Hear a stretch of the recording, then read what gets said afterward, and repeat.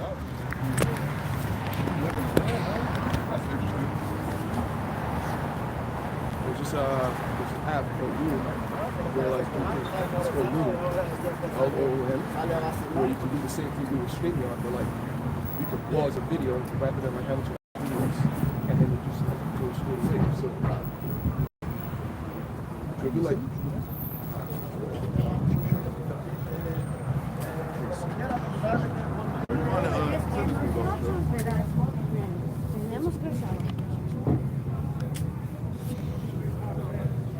I thought I was trying like that, and that brother got cornrows. Oh shit! Ah! That brother got the corn. That. Yeah, that's all I asked you. So we gotta set up. Okay, we live too. Okay.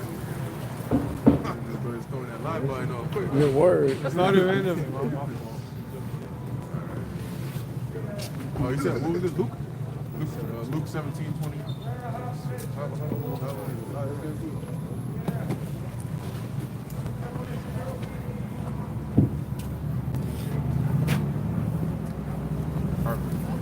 All right, Shalom. First and foremost, we want to give all praises, honor, and glory to Yahweh, Ba'ashem, Yahushai, Ba'ashem, Ba'akadosh. Double honors to the elders and the apostles of Great Millstone. Peace and blessings to the elect. And we out here once again. We're going to get right into it. As you can see in the title, right, the last generation, you know, which is more apparent now than ever. All right, now is really the craziest time on the planet Earth, you know. And so we're going to get into a couple of precepts here, but, you know, at the end of the day, I think what we're seeing here is the justification for the great judgment to come to pass. All right, because we're now to the point. I remember, you know, when you first come into the truth, you know, all right. You first come into the truth, you know, and you think the judgments are harsh. You know, you're like, damn, Lord, you're going to destroy all these people, Lord. You're going to, you know, put all these people to death for not obeying your word. But when you start to see the madness that's going on in the world today, you're like, Lord, I can't wait for you to, you know, I can't wait for you to, you know, to bring that judgment.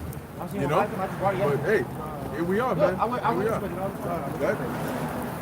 There's the book of Luke, chapter 17, verse 26. And as it was in the days of Noe, so shall it be also in the days of the Son of Man. Yeah, and hey, there was a lot of unbelief in the time of Noah. Okay, believe it or not, there was a lot of unbelief in the time of Noah, and that's why and a lot of wickedness. As a matter of fact, let's get that real quick. Genesis 6th chapter. You know, there was a lot of violence, a lot of unbelief in the world at that time, and that's why the Lord had to bring that judgment upon the world.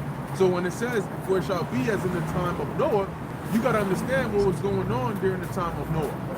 You know, you had wicked people, right, with the same desire for wickedness, with just a different level of technology to do it. You know, and now that they've been actually exposed to different means of committing all manner of wickedness. So the problem isn't necessarily with the ability that they have now; it's with the desire that they have.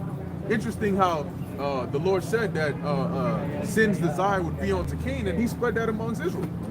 You know, to where now Israel desires sin, and sin desires Israel right back. Yeah, among the nations.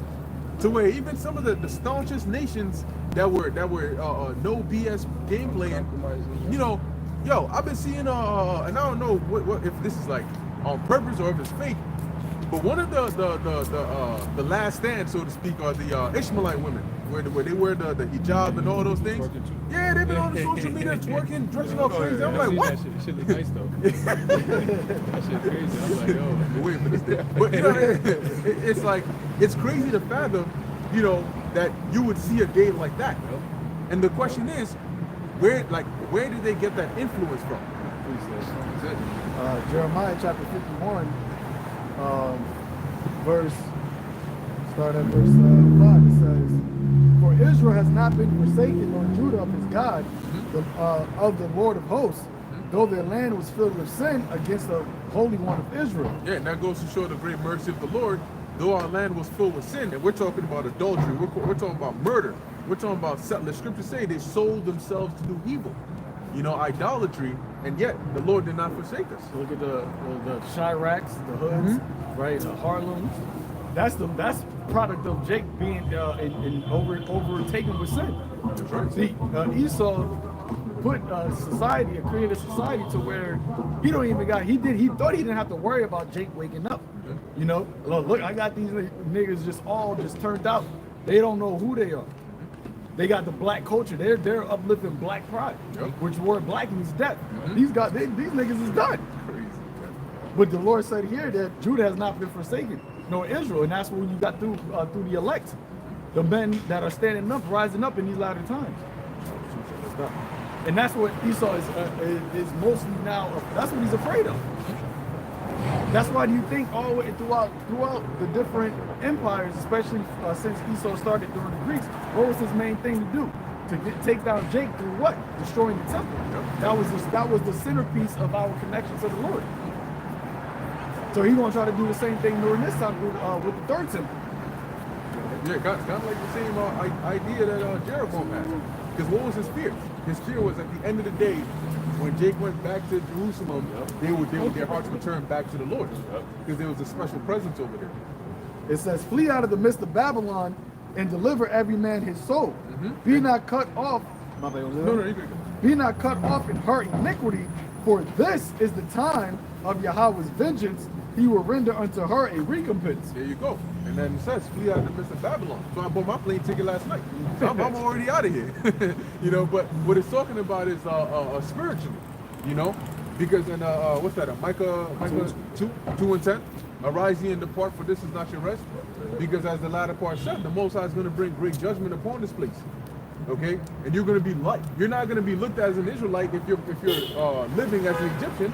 You'll be likened onto an Egyptian. This will be like the second Exodus, save Goshen is not going to be a literal place where you have all the Israelites dwelling. Goshen is a small sanctuary now. You know, those that believe in Yahweh Ba'ashem Yahweh Shai, they're the ones that are going to be delivered. Ain't going to be no murmurings on the chariot. You know, oh, he brought us here to kill. We missed the BBLs and the wicked shit that was going on in Babylon. The OnlyFans up here? Yeah. He ain't have enough, anyway. Hey, but that's why it's a fleeing out of listening from your mind, man.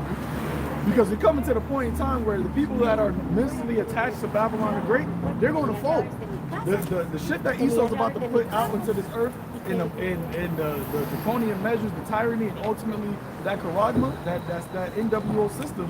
If you're mentally connected to Babylon the Great and to seeing your life flourish here, then you're ultimately going to take that charagma, man. So that's why you have to be as a pilgrim on the earth in this time. Not being entangled with the cares of this world. It says, Babylon has been a golden cup in the Lord's hand that made all the earth drunken.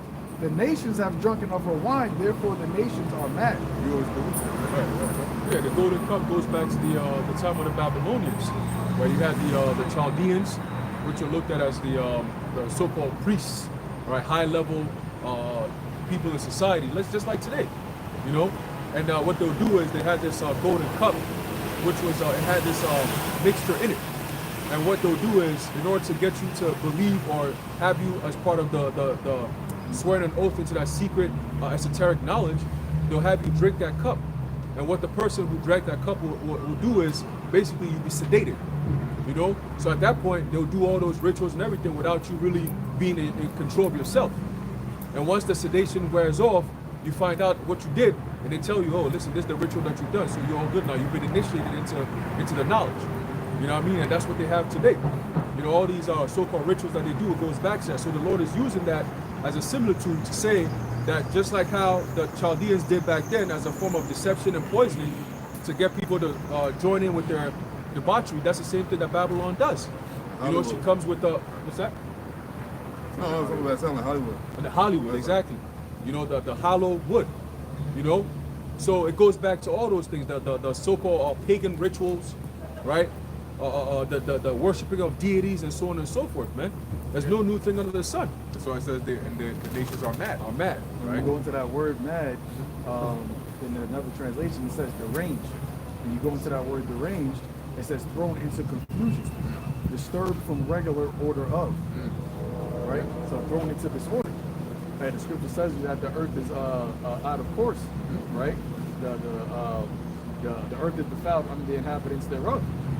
And so that's why you have Ishmaelites twerking. Right? I seen this one Pakistani, and she was a Pakistani rapper. Yeah. I'm like, yo, like, what is this all coming from? This is all from the Babylonian Jews, man. Everything is just disorderly. Yeah, now you got that Jake over there in Pakistan. Yeah, Pakistan demanding money and shit. Said she ain't leaving. They take that shit with them everywhere. I just want to keep going.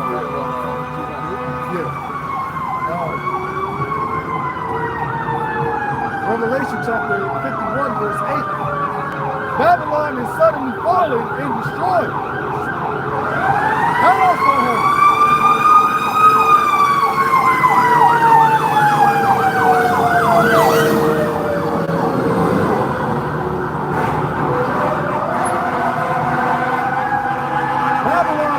Is suddenly falling and destroyed.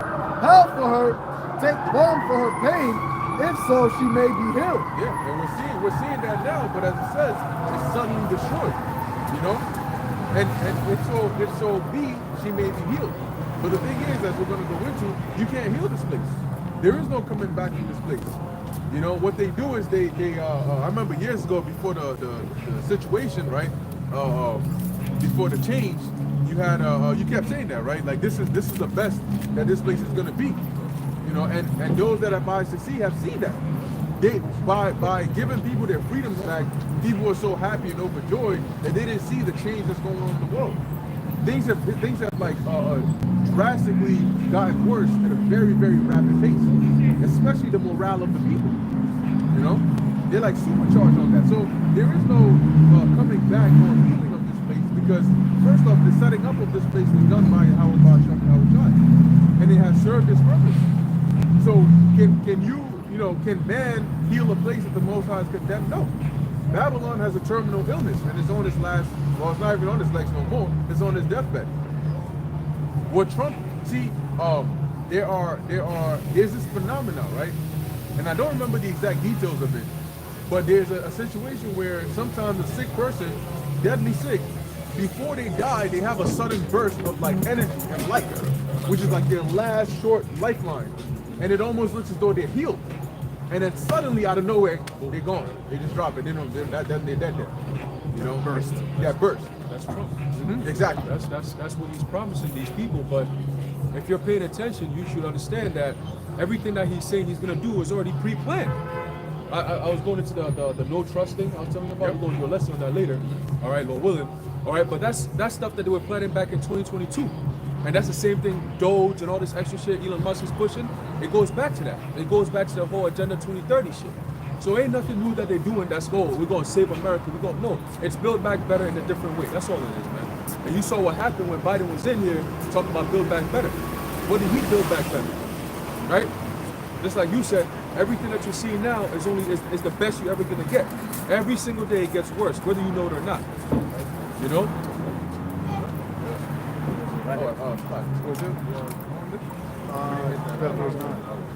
It says, we would have healed Babylon, but she is not healed. Forsake her, let us go everyone into his own country, for her judgment reacheth unto heaven, and is lifted up even to the skies. That's what we're seeing now. We would have healed Babylon. You had Trump grabbing up that Ammonite dude, telling him to invest instead of 100 billion, 200 billion in the U.S. You know, and they're seeing, yo, Trump is back. Maybe he might be the one to reverse things. Maybe we got a chance of healing this place again, but she's not going to be healed. They came back with Falcons. Yo, shit. You know, all that is going to drop. You know, and at that point, sometimes, you know, just as it looks like you're finally getting it, it all drops. And that's what they're going to say. Yeah, they're going to say, nah, ain't no fixing this place. We out of here. You on your own. Yeah. Ditch the dollars, ditch all of that. This place is cooked. And what do we know about Esau? He would rather go to war than to let that happen. And that's what he's planning. The whole the plan of World War III is through chaos, right? Through ashes, the phoenix is going to arise. A new world order. How do you get a new world? You got to destroy the old one. I was saying, and Esau needs a scapegoat. Yeah. He needs a scapegoat for why the economy, why things haven't gotten better, even though they put all of these processes in place. And who's that scapegoat going to be? The same ones that they used back during the Ottoman era, right? They're going to say, oh, it's these guys. They're already doing it now with Jake, right? The Northern tribe, the whole mass deportation thing. But it's only going to get, because you deport all of these immigrants and all these things. A lot of these immigrants, they said 70% of the farming work is done by immigrants. So if you deporting all that, what do you think is going to happen to the food supply here? And that food supply is going to literally affect people's day-to-day lives. Their economy is actually going to be affected. Famines, right? A lot of these actual places that do like the, what is it called, like the what is this shit called? Like the farm, the bird farm, like Tyson, Yeah. You know Tyson, like chicken manufacturing. the manufacturing plants. A lot of the manufacturing plants got immigrants working up in there. The poultry farm. There was a video I seen two Jakes. It was a Southern tribe Jake. They was like, oh yeah, we getting called. They was working at a poultry farm. That we getting called by people saying they need more helpers. And he was like, well, y'all just fired all of the people that you need help from. And he was like, I'm already working my job. I'm not gonna leave this job and come work for y'all too. So now there's a lack of actual human resources to work these jobs, which is why they got Elon Musk and all of these AI people talking about, okay, we're gonna have AI do these things. Hey, AI shots. Bill Bates was on one of these talk shows. It wasn't The View, it was something else. It wasn't you. The View, and then he went on You want something another else. one? Okay, yeah, And they asked him like, oh, so are humans gonna be necessary? Right. He said, oh no, just for little things, you know, like we're not gonna have robots playing baseball and shit. Yeah, entertainment. Yeah. This nigga. That's crazy. But what did he say also, Elon Musk, he said, we're going to have you, we're going to have you, because they're going to take away all of the jobs, 80% of the jobs. So when you have this type of society where the economy just is faltering, Esau's going to need to point the finger at somebody. Yep. And that goes back to what we were talking about in the card, how they're eventually, the things that they're setting up, Esau is eventually going to have to Trump and these elites, they're going to have to actually address this truth directly, man. It's why you can't just work around it no more. Because this ultimately is the last thing that's keeping you, that's the buffer zone between your new world order system and people that are standing up and speaking directly against it. Because what are the prophets doing? We're telling you that this system is coming, and that Charagma is going to be the thing that integrates all of the systems together. That Charagma is the thing that integrates everything together, that brings everything together, the Internet of Bodies. Yep. Nobody else really, I mean, you got certain other truthers, but you know, they don't have the actual 100% truth about this. And those people, Esau gonna take them out too. But we're the ones that's actually telling our people not to do this. So yeah, Trump is gonna have to address this, right? And the Lord said that was gonna happen. Okay, I think we did a video on somebody in the Senate or something. He's pushing for Trump is saying that there's too much religious freedom. The new head of the management and budget office. Yep. He was a co-author of Project 2025, and he said there's too much religious freedom right now. We need to make America back a standard of a Christian nationalist country. And when you go there, he said the country America was built on a Judeo-Christian world value system, and we need to go back to that. But if you want to go back to that, which I said in my video, then if America, the founding forefathers were on, you know, the Judeo-Christian world value system, what position was the Israelites during that time? Right. When you talked about the Constitution of all God created all men equal, you weren't talking about Israelites because you had them as 3/5 of a human being. Right. You had them enslaved. And I just seen an article the other day, which we already knew, that said that about 2.5 million Native Americans actually were on plantations as well. Judah and Israel literally was oppressed together. They don't really talk about how the northern tribes were actually enslaved as well underneath Esau's slavery system. But you see it right now. The product of why Jake is in the position that they're in right now, from the northern kingdom to the south, is because of that Judo Christianity system that you set up, plantation Christianity. It was set on the destruction of Israel. And then you gave us the Christianity Bible and said, oh yeah, you're supposed to be in this position. So if you're trying to get people back to that mindset, that's why Trump is saying, all of those Mexicans taking the black jobs. Right. that whole equality BS, and that's why he's getting rid of DEI. He's blaming all of the issues on DEI. When they say that shit, they're blaming. He's setting up the narrative to blame it on Israel. It's already being set up. Accuser of our brother. Yep. You got free? Yeah. I actually had something else, but the direction kind of shifted. So, because like all the stuff that's intertwined with all of the jobs and the DI, UBI, the immigration and all that. And I'm gonna read Ecclesiastes chapter 12, verse 4, but I'm reading the NLT. It says, remember him before the door to life's opportunities. I says, remember him before the door to life's opportunities is closed and the sound of work fades. And it says, now you rise at the first chirping of the birds, but then all their sounds will grow faint. But it says the door to life's opportunities is closed. Yo, that UBI, they talk about all this, like the jobs. Yo, Elon Musk is talking about cutting 80% of the jobs. So if you have that, all this AI taking over shit, the whole, if those immigrants are the people that did all the farming, which means they have something in place to a solution for that. That's gonna be all that lab-grown meat and all that lab-grown GMO bullshit, man. It's not that Esau already, like, this is already set up from the beginning. He's coming with that cool, these are the sore strokes.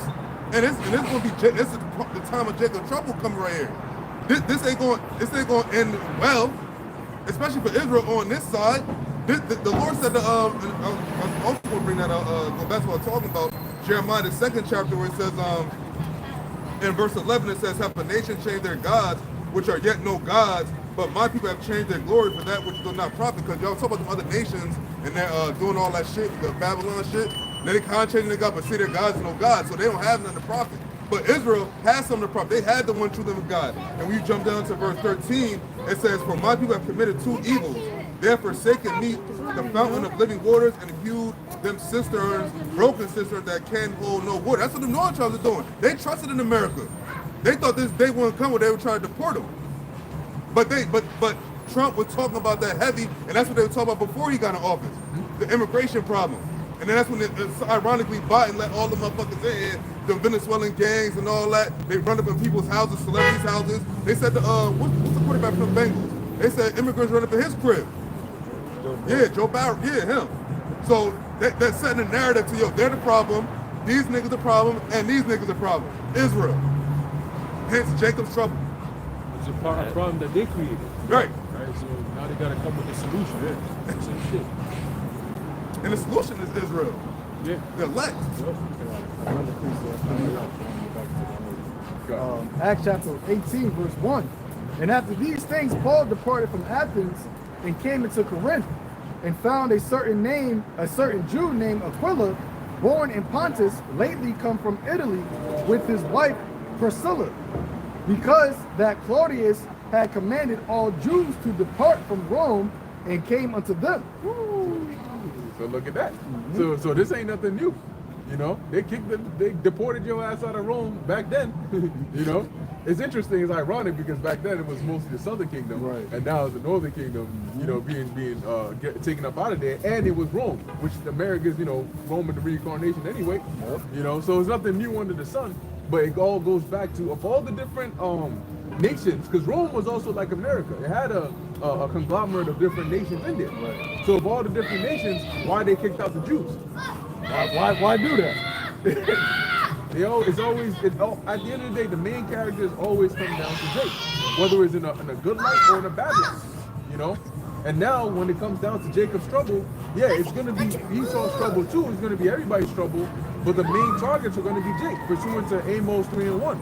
Only you have I known of all the families of the earth, therefore I will punish you for your iniquity. You know? And so a lot of Israelites are going to be getting targeted. That's going to start that way. And people think that, you know, when they come, they're going to come for y'all. You know, y'all the ones standing out there saying X, Y, and Z. We got protection. You don't. And Trump ain't worried about, I'm just going to come for these guys right here. He's coming for all of y'all, 2nd and 16th. And they did it during the deportation. They gathered up the niggas that had actual citizenship. So what do you think you're going to do with you, Jake, man? What do you think they're going to do with you, man? Hey, just like for on the left hand, one Edomite the Lord can actually have that spirit of the serpent come back through. Esau see the same thing for Jake.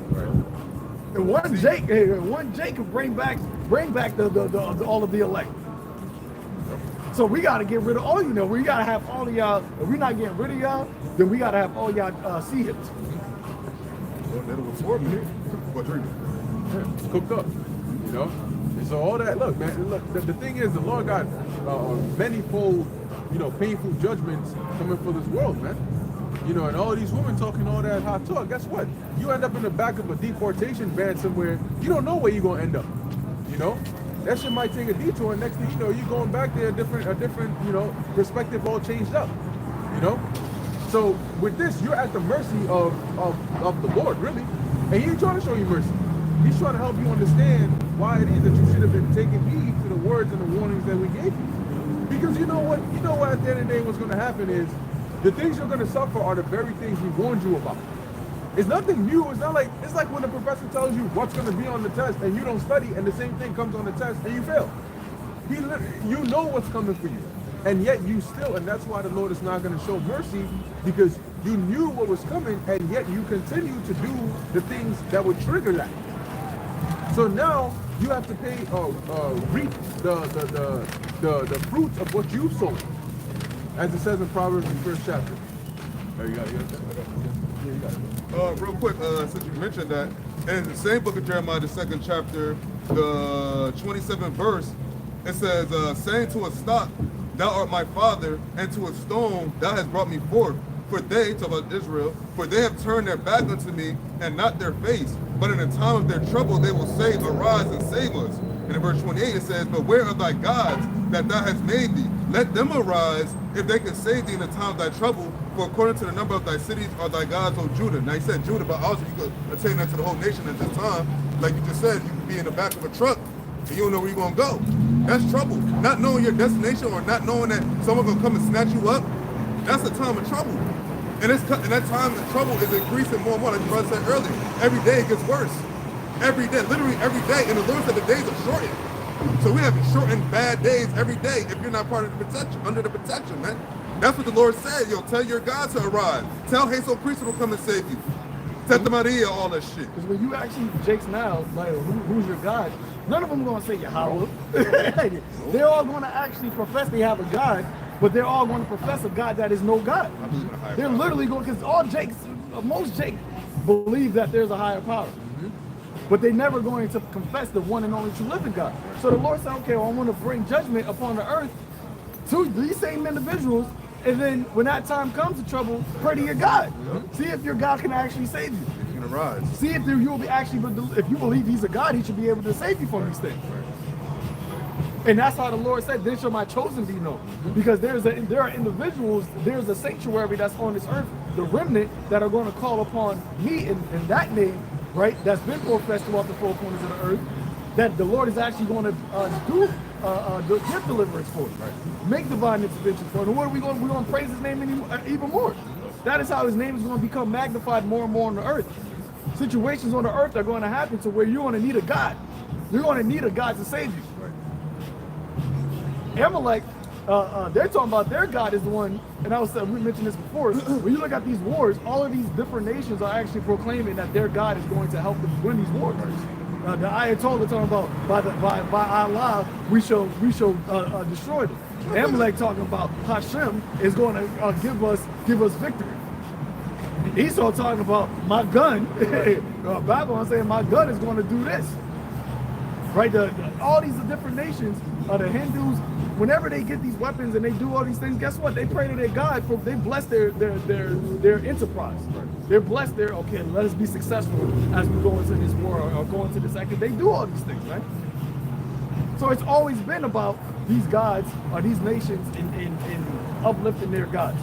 But the Lord is you're about to see that, hey, the ones that were insignificant, the ones that had no actual power on the earth, physically, we have this treasure in earthen vessels because we have the one and only true living God on our side. And them nations, if I may, them nations never said that God started the war though. We said our God mustered those to the battle. They never said that God started the wars. Where's the credit go for that? Who started it? Who's having you do it? Who's having in these leaders' mind to say, yo, do this, do that? Why is Trump totally different than Biden? It's the same country. thought the same morals, but no, it's a country divided. That's the whole thing. What Trump was bringing back that white nationalist spirit. Yeah. It's going to escalate more and more, you know, to the point of people realize, like you said, they're going now they're going to be sounding like the heathens in the Psalm of David, crying onto all the gods, even onto Yahweh Ba'Shem Yahushai, but he ain't going to answer you. You know, like the sad realization is that you think, okay, I finally got the name, and yet you call him and he's not answering you. You finally find somebody's phone number, you call it. It's like calling 911. You expect that they're always going to pick up, and then they don't. You know, and now you caught up here at the time you need it most. Imagine they see you calling upon him, and he actually answers you. Right. You're like, yo, why he not answering me? And that's why I said that they're going to take hold of one that's been a Jew and said, let us go with you. So we know the most high. You know the Most High is with you. How they gonna know that? You know, and they gonna say that because they know he's with us and not with them. You know, and that's gonna be one of the main reasons why the men of the Lord are gonna be more precious than fine gold, because you're gonna be like the prophets in ancient times. You know, you're gonna be the go-to. Like when you read about Elisha, he was the go-to even amongst the heathen. You know, you had heathens, the Syrians, right, saying, yo, send, go over there to him. I heard there's a prophet over there in Israel, and he can heal you. You know, so we're gonna be that source, right? The Lord said that we're gonna be fed. What's that? Isaiah 65, right? That we're gonna be protected. And then on top of that, he said we're gonna sing for joy of heart. Someone's gonna sing. You know. So imagine, you know, you get so happy, you know you can't sing, but you try anyway.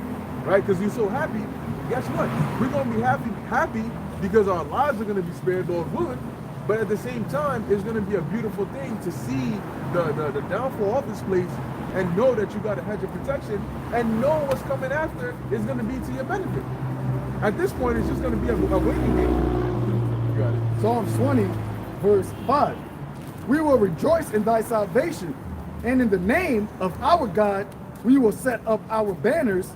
The Lord Yahweh will fulfill all of thy petitions. There you go. We will rejoice in thy salvation. And we do that now, but as these prophecies start to pop up, it's going to feel more real. Right. You know, when you start to see the actual Jacob's trouble, you're going to be excited more so than being afraid. You know, because you're like, yo, this is the doorstep to our salvation. You know, we just got to, look, man, if literally the door of the kingdom is across the street, but in the street you got lions and serpents and scorpions, your mind is going to be out the last street. And I'm that we've been waiting for, going back to Hebrews 11, even all the way back in the beginning, they were waiting for this. And now, all we got to do, the factor of time is out the way. We just got to cross that path. And what's going to give us the strength to cross that path? The name of our God. There you go. See? And that's something that a lot of these Israelites ain't questioning.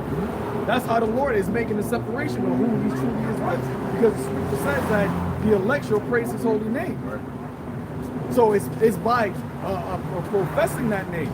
Second chapter. Then I started to commend them that stood so stiffly for the name of the Lord, Yahweh Ba'Shem Yahushai, man. Because that's what's going to give us the confidence to cross that straight gate. It's the name of the Lord. It said that the name of the Lord is a strong tower. The name of the Lord is dreadful unto the heathens. Man, actually, you can pull it up. Proverbs 18:10. The name of the Lord is a strong tower. The righteous runneth into it and is safe. There you go. The name of the Lord is a strong tower, man. What else do we need? Right. What does David say? The Lord is on my side. Whom shall I be afraid of? Right. Who shall I fear?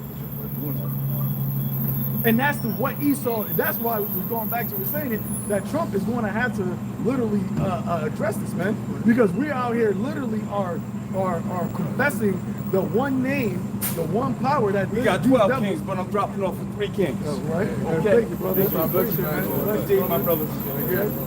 Good seeing you. I'm coming to join y'all soon. Hey, bro, we're willing, man. You know?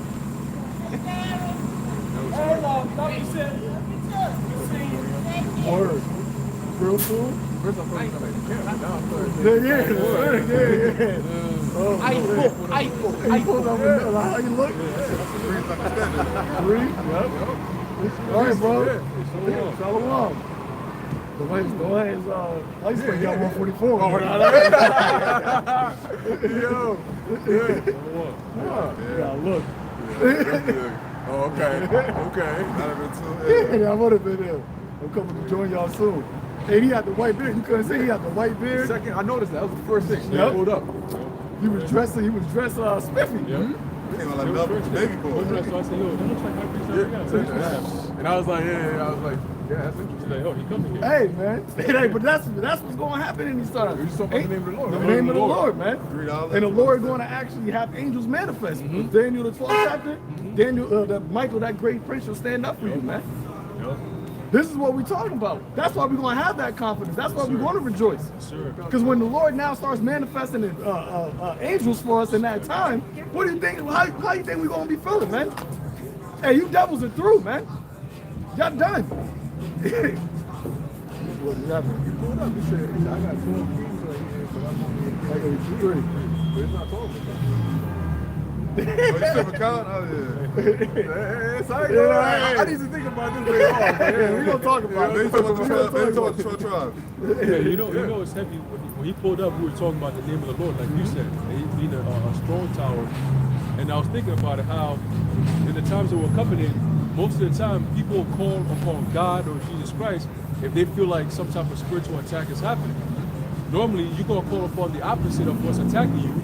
So if the devil is coming after you, who else are you going to call on? But see, now the devil is here and he's coming after you, but the right devil is there for you, but you're calling upon the wrong God to save you. How's that going to work? You see what I'm saying? So we're going to be calling upon the right God, Yahweh Ba'ashem Yahweh Shai. And through that, we're going to have that protection, we're going to have the food, we're going to have the succor, right? We're going to have the ability to see before things happen, right? Ultimately, that protection, man. You know, because it's a time of what? Trouble. The time of evil. Right. And when we go back into the past of the power that we serve, the things he's done for us, we see time and time again how he came through for us, even when our nation was wicked as hell. But a few of us cried to the Lord, and he said, you know what? I have respect unto their cry, so I'm going to send one of my angels down there to take you guys up out of there, man. One of his messengers, man. It's the same thing coming back again this time, but this time it's going to be on a whole nother level. Right. Okay, the time of Egypt is not going to compare to the times that we're about to enter into now. You see, that's why it's recorded the way it is. When you read 2nd Ezra, it's about those that stood so stiffly for the name of the Lord, because that name is going to be demonized in this damn place, man. Yep. They've already started the campaign, you see? And going back to that point that you made about that guy who was talking about bringing back the customs of the Judeo-Christian shit, that Judeo-Christian bullshit that you guys are talking about is the strongholds that we out here using the truth to break down. Right. You see?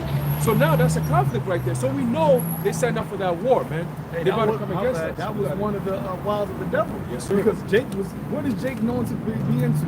The Christian church. Yep. But now, especially since 2000, but for the last decade, there's been a very hard decline of the people in the Christian church, mainly the so-called black Christian church, man. And that was, like these brothers were saying, that was a stronghold that was amongst our people.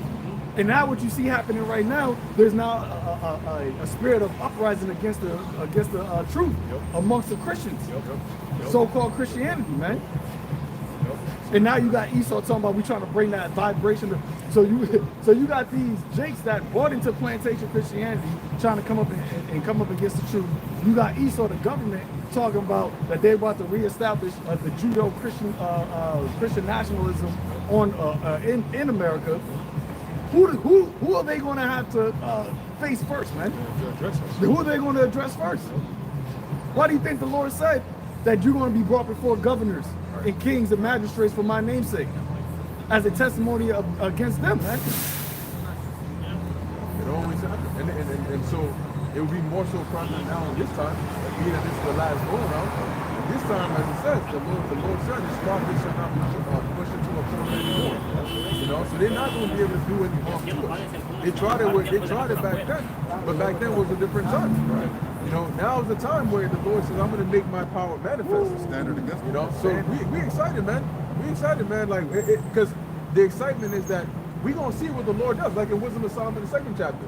Right? They said basically they're going to come and, you say you're the son of the Most High, right? Let's come and test him. And in that same book, it says, when men will not believe that thou art of a full power, then, you know. Thou showest thy strength. And make And it them that know it makes their boldness manifest. There you go. So that's what the Lord is going to do. The Lord always shows signs. He always shows signs. Even when you had Miriam and Aaron and Miriam coming against Moses, even within that family drama, the Lord intervened over there to let it be known. Look, you're not. This is somebody I've set apart. So what we're doing is very important to the Lord. Keep that in mind. This is like one of the most important things to the Lord. What we're doing. And we're living in a time where men don't believe that the Lord is full of strength. Yep. And this is the most heightened time, man. Heightened period. They believe that Esau is of a full strength. Right. Esau is boasting in things that people look at as literally being godlike abilities, man. Miracles. To the point where Jake don't even fear the Lord no more. Think about that. Jake don't even fear. They don't even believe that he is. They don't even believe that, oh God, that there is a God of power in heaven. Their power. That delivered them out of Egypt. That was with them during the time of Jericho. That was with them during all of these great deliverances that the Lord did for us, that he had recorded. He had these things recorded for a reason, man, because as it says in Micah, that brother can pull it up, 3 verse 16, that what? The Lord heard it, man, and made a book of remembrance for them that what? Thought upon his name and feared his name, man. We're out here because we fear the Lord, which is the beginning of wisdom. This is the book of Malachi 3:16. Then they that feared Yahweh, Bahashem Yahweh Shai, spake often one to another. That's right. And the key word is speak often one to another. You know, go ahead. And Yahweh Bahashem Yahweh Shai hearkened and heard it. You're right. So the Lord listened and heard it. Go ahead. And a book of remembrance was written before him for them that feared. For them that feared. Right? So guess what? There's a book of remembrance before the Lord that's ended. You know, and then Yahweh Shai mentioned, right? Rejoice not that you have power over the devils, but that your names are known in heaven. Written in heaven. Written where? You know? Go ahead. For them that feared Yahweh Bahashem Yahweh Shai, and that thought upon his name. And that thought upon his name. Now, what is the book of remembrance for? One thing I think about is during the time of the Persians, this guy, Xerxes, had the history read, and that's how he found out about the things that Mordecai did and rewarded him. You know, so it was put back in his remembrance. You know? And so it was also in Esther too. Was that where he went and searched the scrolls? Yeah, Darius. Yep. Yeah, Darius searched the scrolls about the things Cyrus had. Yeah. So that remembrance, like when you read the scriptures, remember, it talks about how the Lord remembered his promise. The Lord remembered this, and he remembered that. Was it Rafiki? Not Rafiki. Rafiki? Yeah, Rafiki. Yeah. You told him what? Remember who you are. You're my son. That's what the Lord is saying to us, man. Yeah. Remember who we are. Because what did Psalms 83? What was Esau's whole agenda? To take the name of Israel out of remembrance. That's what this whole thing is about. This is what black culture is about. Remember, it was measuring time diligently from the 70s. What happened after the 70s? The whole fucking peace and love shit, right? Jake was going over into Vietnam. Then they brought out the drugs, the war on drugs, and then you brought out the hip hop culture, more drugs. You brought out the whoredom culture. And then you started giving Jake certain benefits, letting them be able to get houses, get money. All these things were floods that this devil was trying to put out. They tried to get Jake to stop from not remembering, but from through all that, what survived, man?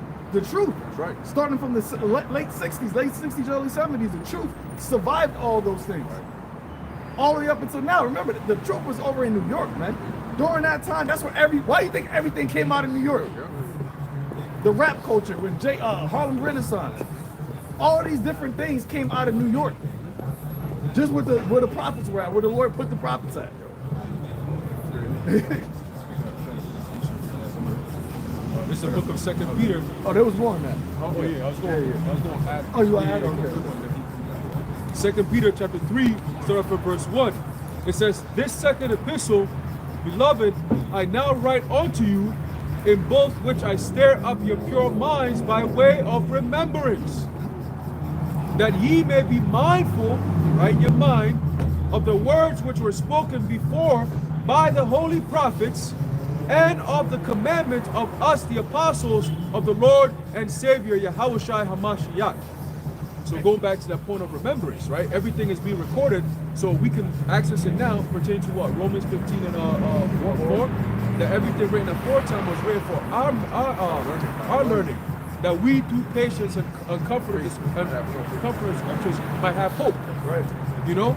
So these things were written for us in this time right now. And guess what? It never failed because now we got it. So everything that was written for it to happen is happening now. And then some. And what did the Lord say? How that was going to come to remembrance? The Holy Spirit. That's it. I will bring all things to your remembrance. And how did the Lord was able to do that? Because he was worthy enough to take the book out of the hand that stood upon the throne. He unloosened the seals so that we can actually break out of this matrix, man. That's what the Lord literally died, lived on the earth, died, was resurrected, just so he can go back to the Father and give us this Holy Spirit, the Spirit of truth. In a society where the devil, the father of lies, was going to set up a whole platform, a whole system for us to just be drowned in these lies, man. So that we can never get back to the Father. But the Holy Spirit was a small remnant that the Lord gave that gift into. In these latter days, that is what brings us back to this remembrance. So now we're back in the spirit of the seven brothers in Maccabees. That we'd rather die than to go down and worship wrong, man. To fall to your religion, man. Remember during the time of Antiochus, it said all heathens become one. And many also of the Israelites consented to his religion. But you had what? You had that house of David during that time, the Maccabean public. This time the Lord said he's going to raise up the house of David again.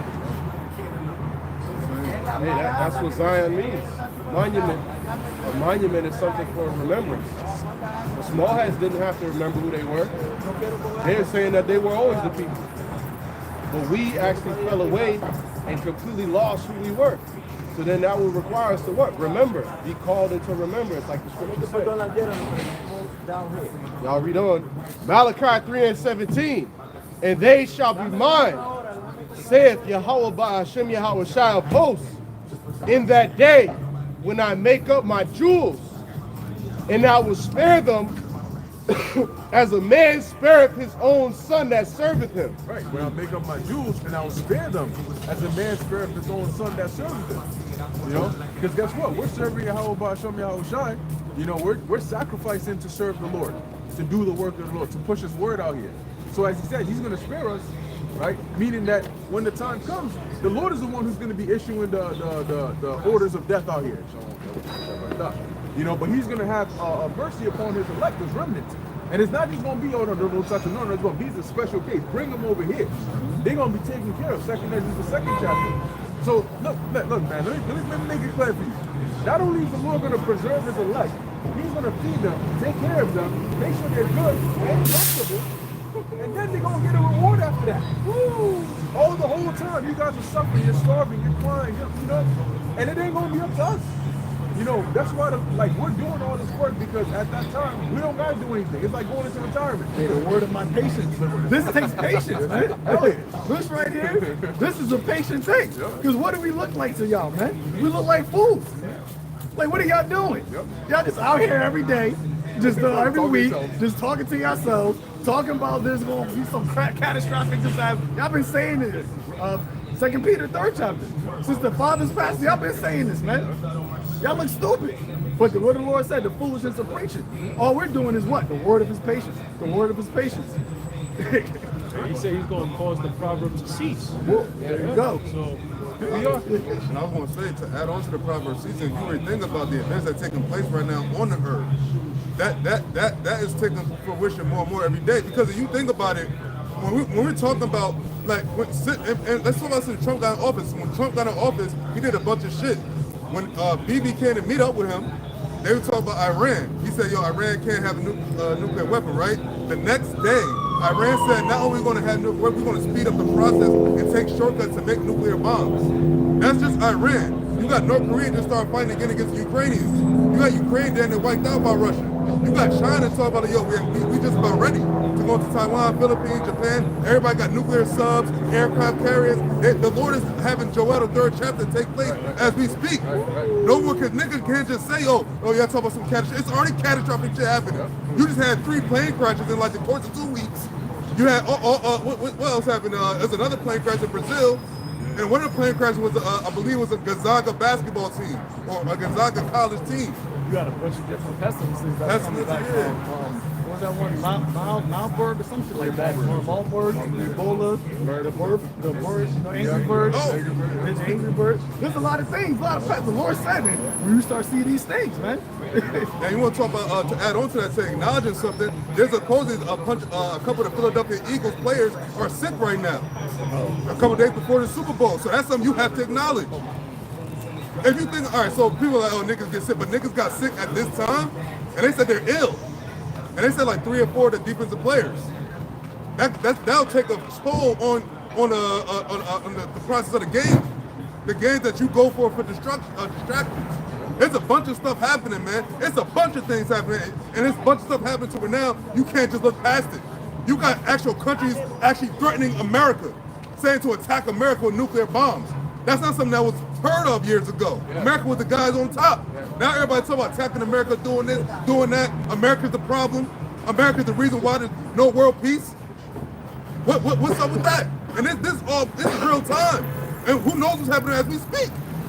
You don't know what's going on right there throughout the whole 4 corners of the earth. Trump is on a rampage. You gonna fix all that? Yeah, he said he bring the world peace, but they said the world's gotten worse. Yeah.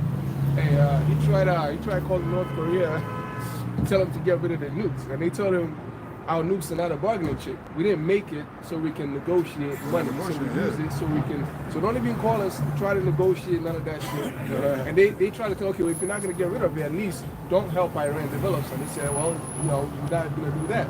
You're even putting sanctions on us. If you wanted our prosperity, you would have lifted sanctions and allow us to, participate. So he said, but Iran is giving us a chance, Russia's giving us a chance. So, won't talk to us like you got to do something for us now. So, like the brother's saying, it's undeniable. You can't say that a whole coalition in the Eastern world is being made against America. You can't deny that now, But yeah. Iran said the same thing about no negotiations. Yeah. I got precepts going back to what you were saying about deliverance. Job chapter 5, verse 19. He shall deliver thee in 6 troubles.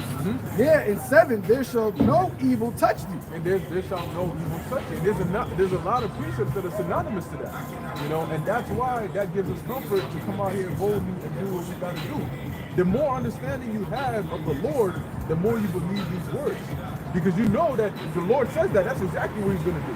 Remember that the Lord is a man of his word, right? And every time he has said he's going to do something, he does it. So if he says he's going to deliver us, he's going to deliver us in 6 troubles, and in the 7th, no evil shall touch thee. We ain't got nothing to worry about. We don't got to worry about how he's going to do it, when he's going to do it. We just know that we're going to be good. Just keep doing what you're doing. Yeah, it's kind of like being in the shoes of Noah. As we open up with that, right? It's going to be as the days of Noah is how it's going to be before the Son of Man returns.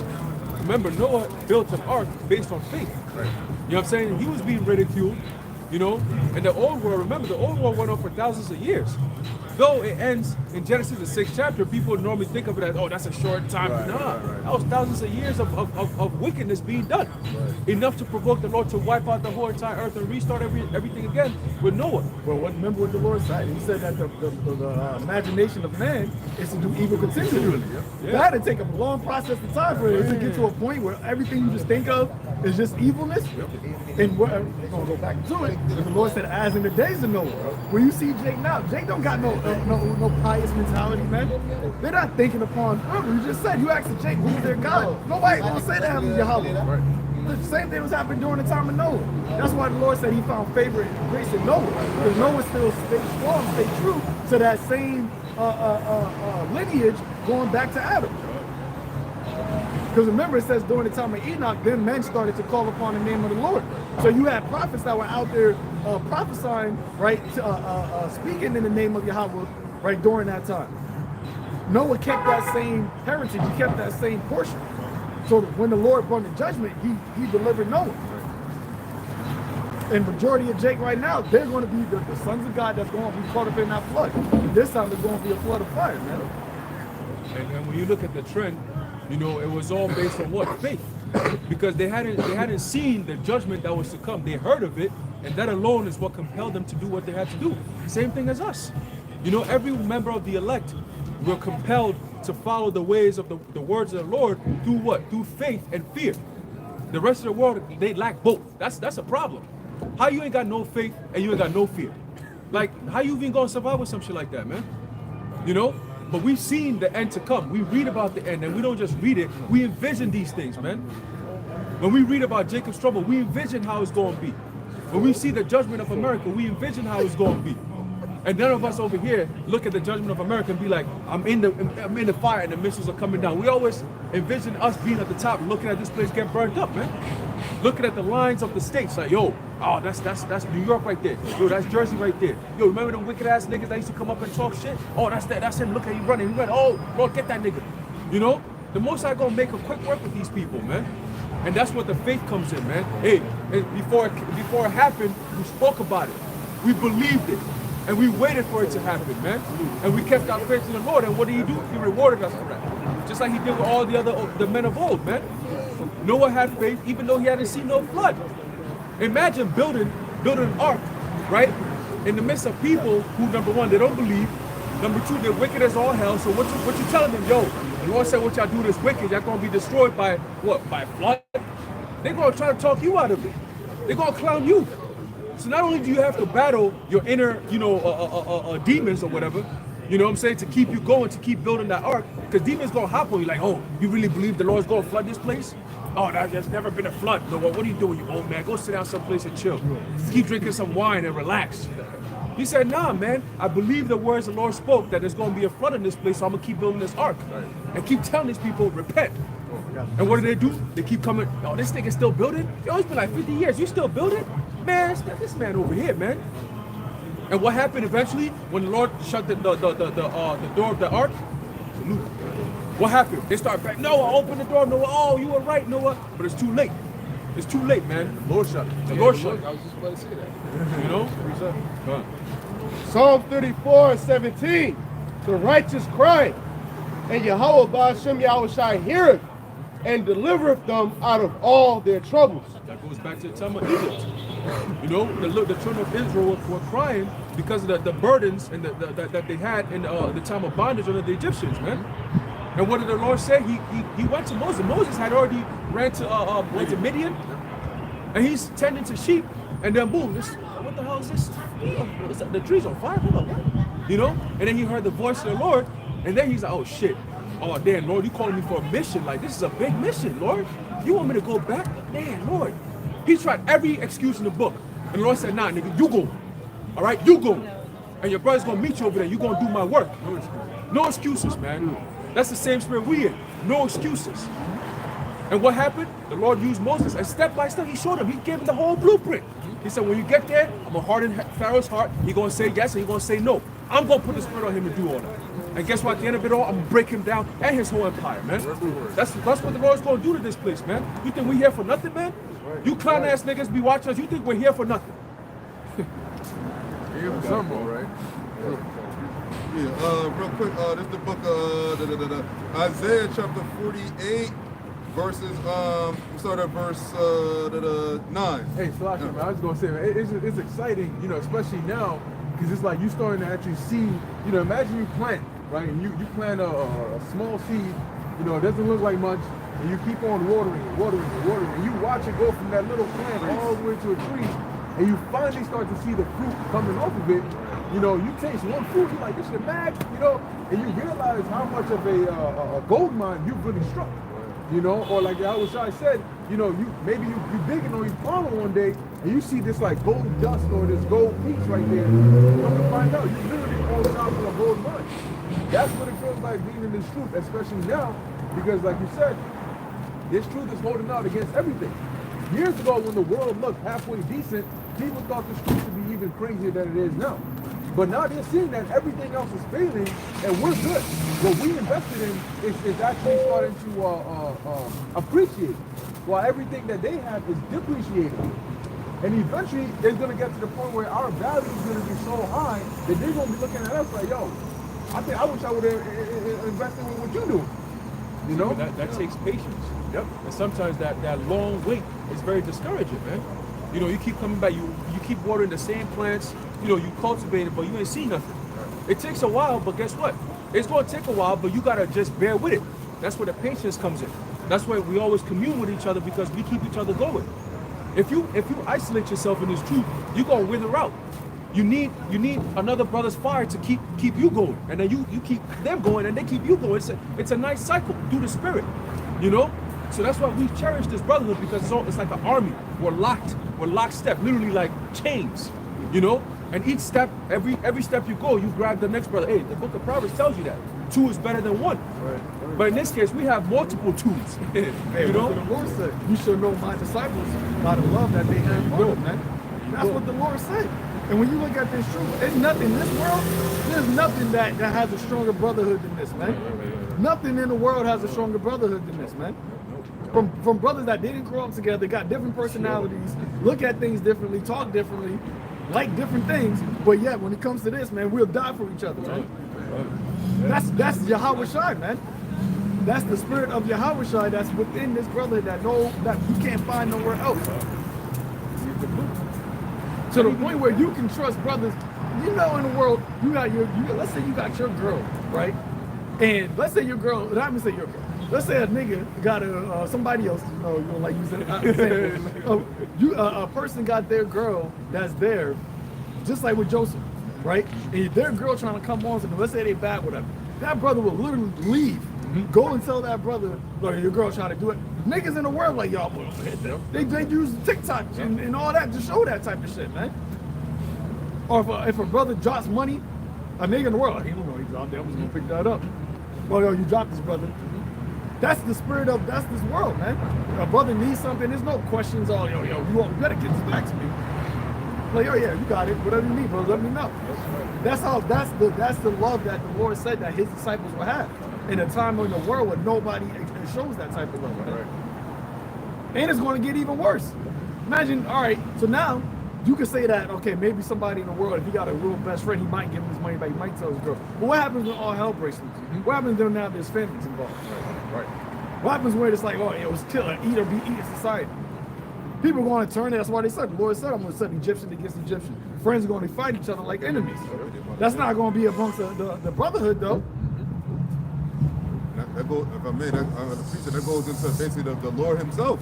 That's the point of the Lord. The Lord has that mentality in brothers' minds. Because they don't have the Lord in their minds. So they have that mentality of the world, under Esau's world, to be dog eat dog, cutthroat, all that shit. You know what I'm saying? That's why they into all they ravaged in sin.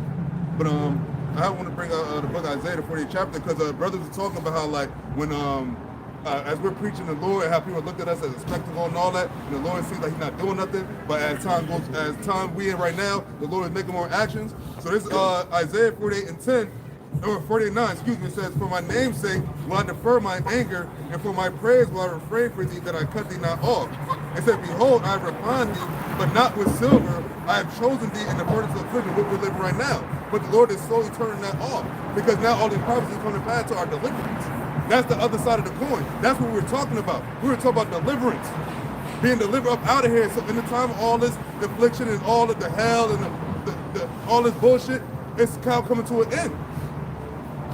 And it says, verse 11, it says, for my own sake, even for my own sake will I do it. For how should my name be polluted? Because what we prophesying in? The Lord's name.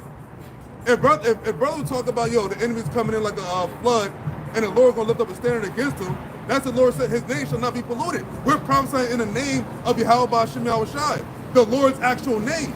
He said it can't be polluted. He said it will not be polluted. Because even in the same book, he said his name is blasphemed every day.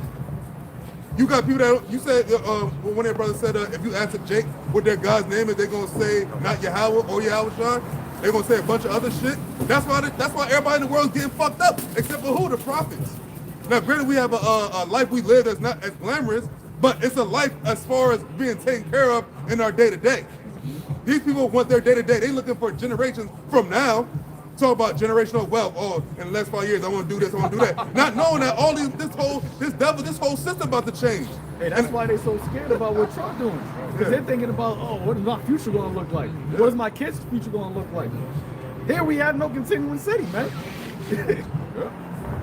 No continuing. Yeah, when you have choices in love. No continuing city. Okay, verse 12. Here's the point. It says, "Hearken unto me, O Jacob and Israel, my cause. I am he. I am the first. I also am the last." Now, what about the Jakes that don't believe now? What's the judgment coming to them? The judgment comes to them is the judgment of an unbeliever. You think these Jakes out here are worried about fearing the Lord right now? They should. That's the best thing to do. But only the ones that the Lord chose is going to be doing it. That's what goes towards the remnant of Jacob, the elect. We're trying to be part of the elect. We know we are the seed of Israel, and that don't cut it though. You have to be from the seed of the elect, the first fruits, the first spirits after Yahushua. That's his chosen. That's why the Lord said, many shall be called, but few are chosen. There's a select few chosen Israelite men that's going to be delivered up out of here, men, women, and children. But starting with the 144,000. That's the point. That's what they don't tell you in the churches. They don't tell you that it's a select few that's going to be delivered. They make you think that anybody can be saved. So continue your wickedness, continue your bullshit, and you might be saved. No. And now everybody's starting to see that. Now you're seeing the judgments. It's judgments, harsh judgments out here. You got people killing their families. You got animal attacks. You got all these plane crashes. That plane crash, and you see all the plane crashes is by the Washington, D.C. area. All of them is in that area, D.C., Virginia. All of those plane crashes. All the military helicopter that crashed into a plane, that's getting swept under the rug. And it's only going to get worse. That's Esau's way of bringing in the new transportation regulations. Right? It's all problem reaction solution. There ain't no planes you gotta have, like, to be a pilot, you gotta go through intense amounts of training and hours of that shit. So ain't no way out of nowhere just suddenly, a couple of years ago, you had the train derailments and it was a pattern. Remember, one time is an accident, right? Second time is a coincidence. The third time is a pattern. So you see this shit, plane crashes out of nowhere more than 3 times, that's a pattern, man. Who's doing it? Who's behind this? And what kind of investigations are being done after these things happen? We don't hear about it.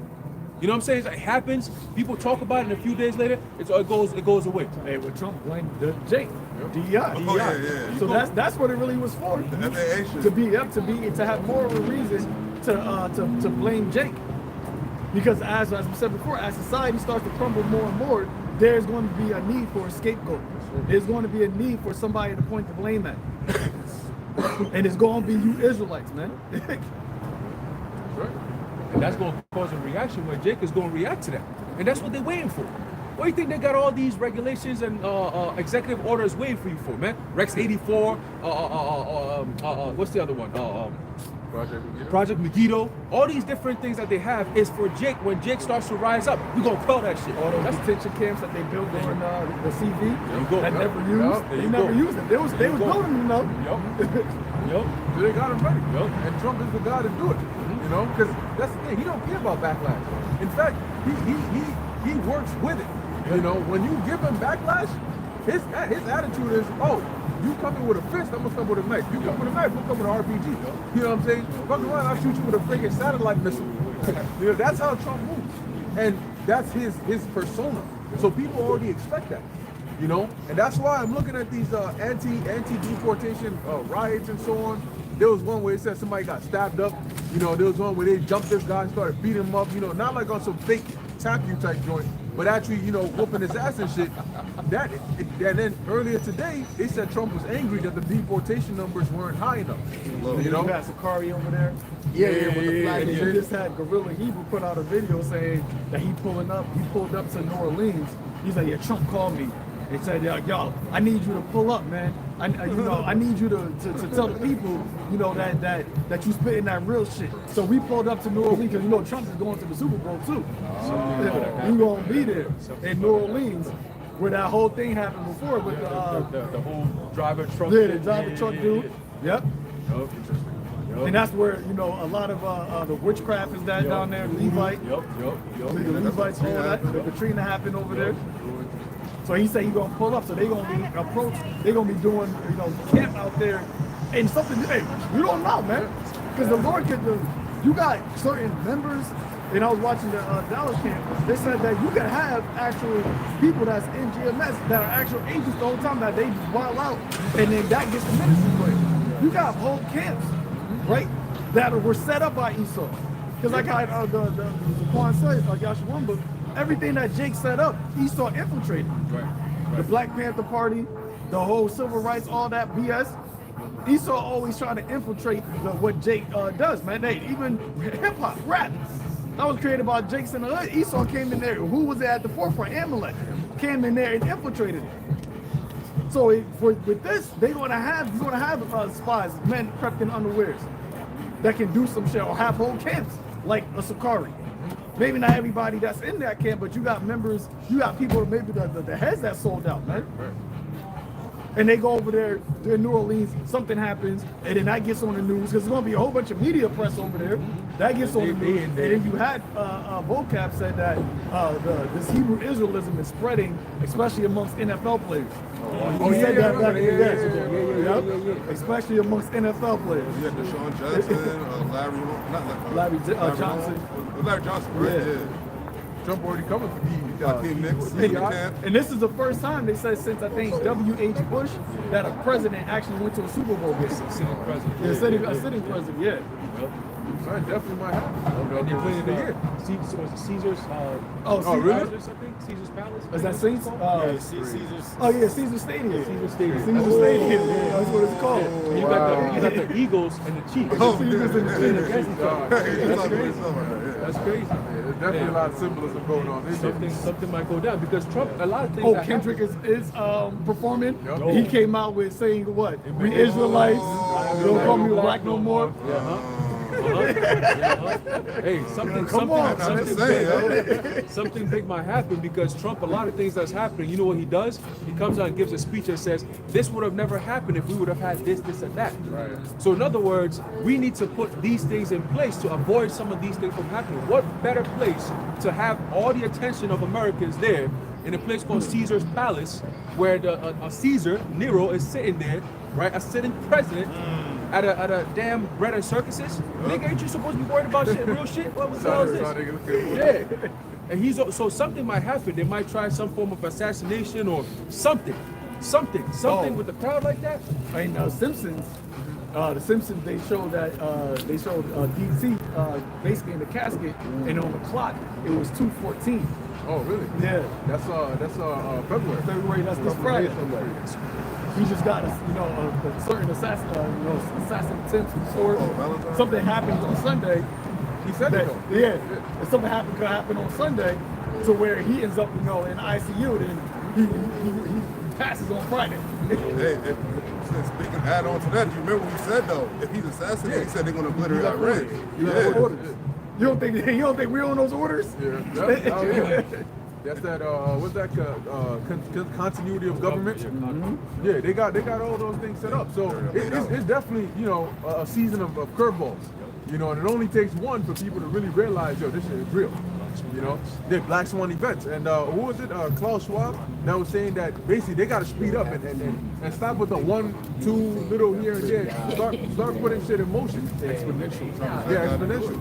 Hey, was it a couple of years ago during the Super Bowl there was a light out? Yeah, I was just thinking about that. That was like the Ravens and Super Bowl. Yeah. The Ravens. Was it? That was also the Oh shit! Wasn't that was before he did the whole Senate thing, right? Yeah, that was before Colin Kaepernick with the. That was a couple years before. Yeah, a couple years before. There's a lot going on out here. Job 5, verse 21. It says, Salakia 20. In famine, he shall redeem thee from death. Right. In famine, he shall redeem thee from death. Meaning, when you redeem someone or something, you buy them back. Right? So in the stead of us suffering from famine, the Lord is going to feed us. How do you get redeemed from death in a famine? You get fed. Right? Similar to how in the time of Egypt, prior to the famine coming, the Lord gave Joseph the ability to foresee it, right? By Pharaoh's dream, to prepare ahead of time. And through that, he preserved the line of Israel. Right? So the Most High says, what? In famine, he shall redeem thee from death. So we don't got to worry about famine. We just got to worry about doing this. So Lord willing, we get redeemed. We'll leave the redeeming to the Lord. He is a redeemer. It says, in war from the power of the sword. Yeah, and war from the power of the sword. And the scriptures talk about that in Isaiah 13, about how the Medes are not going to regard silver, nor are they going to care about the children and the fruit of the womb, you know? So you're going to have different kinds of wars. You're going to have civil wars, right? You're going to have different kinds of swords, you know, guns, swords, these kinds of weapons, and then you're going to have the actual military-grade weapons. Hey, Psalms, it says, deliver me from thy wicked, which is thy sword, and also it says that who whet their tongue like a sword. So the actual Esau's going to use his tongue as a sword against us, man, the demonization. Because It's going to lead into war. it leads up, it leads into the actual physical persecution. But the Lord said, what? When that comes, where this devil is actually trying to touch us, right? Do my prophets no harm, touch not my anointing. See, you can do things to where you can mess up our jobs or like, you know, cause type of headaches on us. When you actually try to physically touch us, that's when the Lord is going to set that standard, man. Because we're the temple of the Lord. He's not going to allow you to actually destroy the temple of the Lord, man. So that's when he's going to set up that standard against you. Yeah, back in the book of Maccabees, I think it's the third Maccabees, when which is just history, but when Ptolemy, I think it was the fourth, Philopator, he wanted to force his way into the temple, and Israelites tried to stop him, and he was just like, nah, F that. He went up in there and hit his ass with like I think it was a stroke or something. Yeah. And he just dropped. You know what I'm saying? After that, he wasn't fucking with the Jews no more. Fear Philip. Helidorius. Yep, Helidorius. He got a beating of a lifetime. It's gonna be vocab. Yeah, you can have something like that happen, right? Yeah. Some Edomite, some dude come up and try to do something here, and then like Jake that just popped out like Yeah, before, yeah, yeah, just yeah. come out of nowhere, bang, just start jumping, and then just dip out and leave. Yep. That would be an angel. What happened that thing? And then we're on live, so nobody touched him. Yep. He just gets stumped out right in front of us. Hey,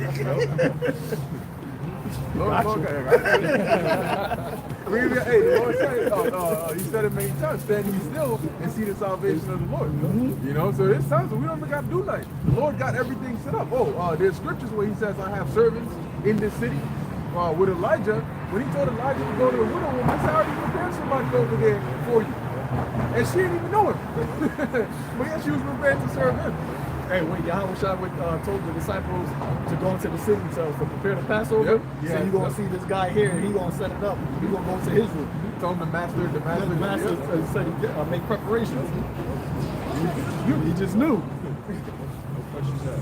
What was on this? Verse 21. Thou shalt be hid from the scourge of the tongue, neither shalt thou be afraid of destruction when it cometh.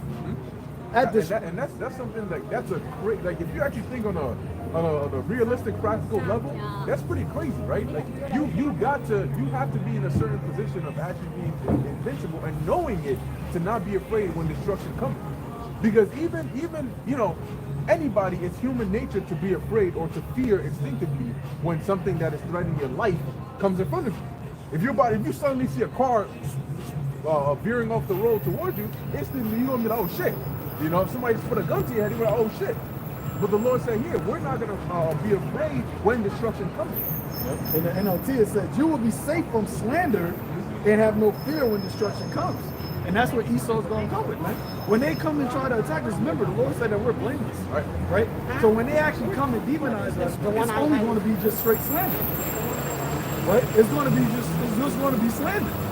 Everything that this devil is going to paint the picture of, he's going to use the AI, artificial intelligence, DeepSeek, right? The deep fakes. We're going to have our faces saying certain shit, our voices, you know, saying us actually on camera that's not really us, but it's going to look like us doing shit, man. But that's a slander. Because we were talking about in the car, people already see certain AI and they're not able to tell the difference of whether or not it's real or not. So that's going to be a time period where are you going to be able to stand for the Lord during that time? Knowing that this devil's lying on you, but everybody else believes the lie. You know what you believe in, you know the truth, but everybody else, your own family members, I always knew he was crazy. I already knew that they were going to do something like that. I told you he was being poisoned. I told you that it was a cult. You know, I told you that. And I'm like, I don't know what he's been doing every Saturday. Who knows? I hardly see him. I hardly see him. We stopped talking. Yeah, I was going to say, like, imagine a situation where they just happen to catch you, put a bag over your head, and take you into some room for like 24 hours. And when you come back, you just see like your face all over the news, and you did this, that, in the past 24 hours. Yep. And you imagine trying to explain that to somebody, and they seeing your face doing this shit. Because somebody else went and did a crime, and they're like, so where were you? Nah, because I was in I don't know, somebody put a bag on my head, and I was in some room out of nowhere. They're gonna look at you like, Really, they did that? Yeah. Because people expect some shit to happen when everything's just crazy. They don't expect something like that can happen, just a random event, something like that, man. Well, but they have documents where they said 6 months or a few months prior to martial law being enacted, they're going to start rounding up people who have a voice to speak for the masses to be influenced. Because ultimately, it's all about the masses. Before Esau goes to war, he has to create propaganda for the support of the people in order for it to be justified. When you look at all the wars that they've gone to, it's always the media. They always use the printing press, the media, and so on and so forth. So now, if they come to war against the prophets of the Lord, what do you think they're going to do? It's the same blueprint over and over and over again, but this time it's going to be a sideways where they're not going to see it coming. You see, because now you got spiritual power. How do you fight against that?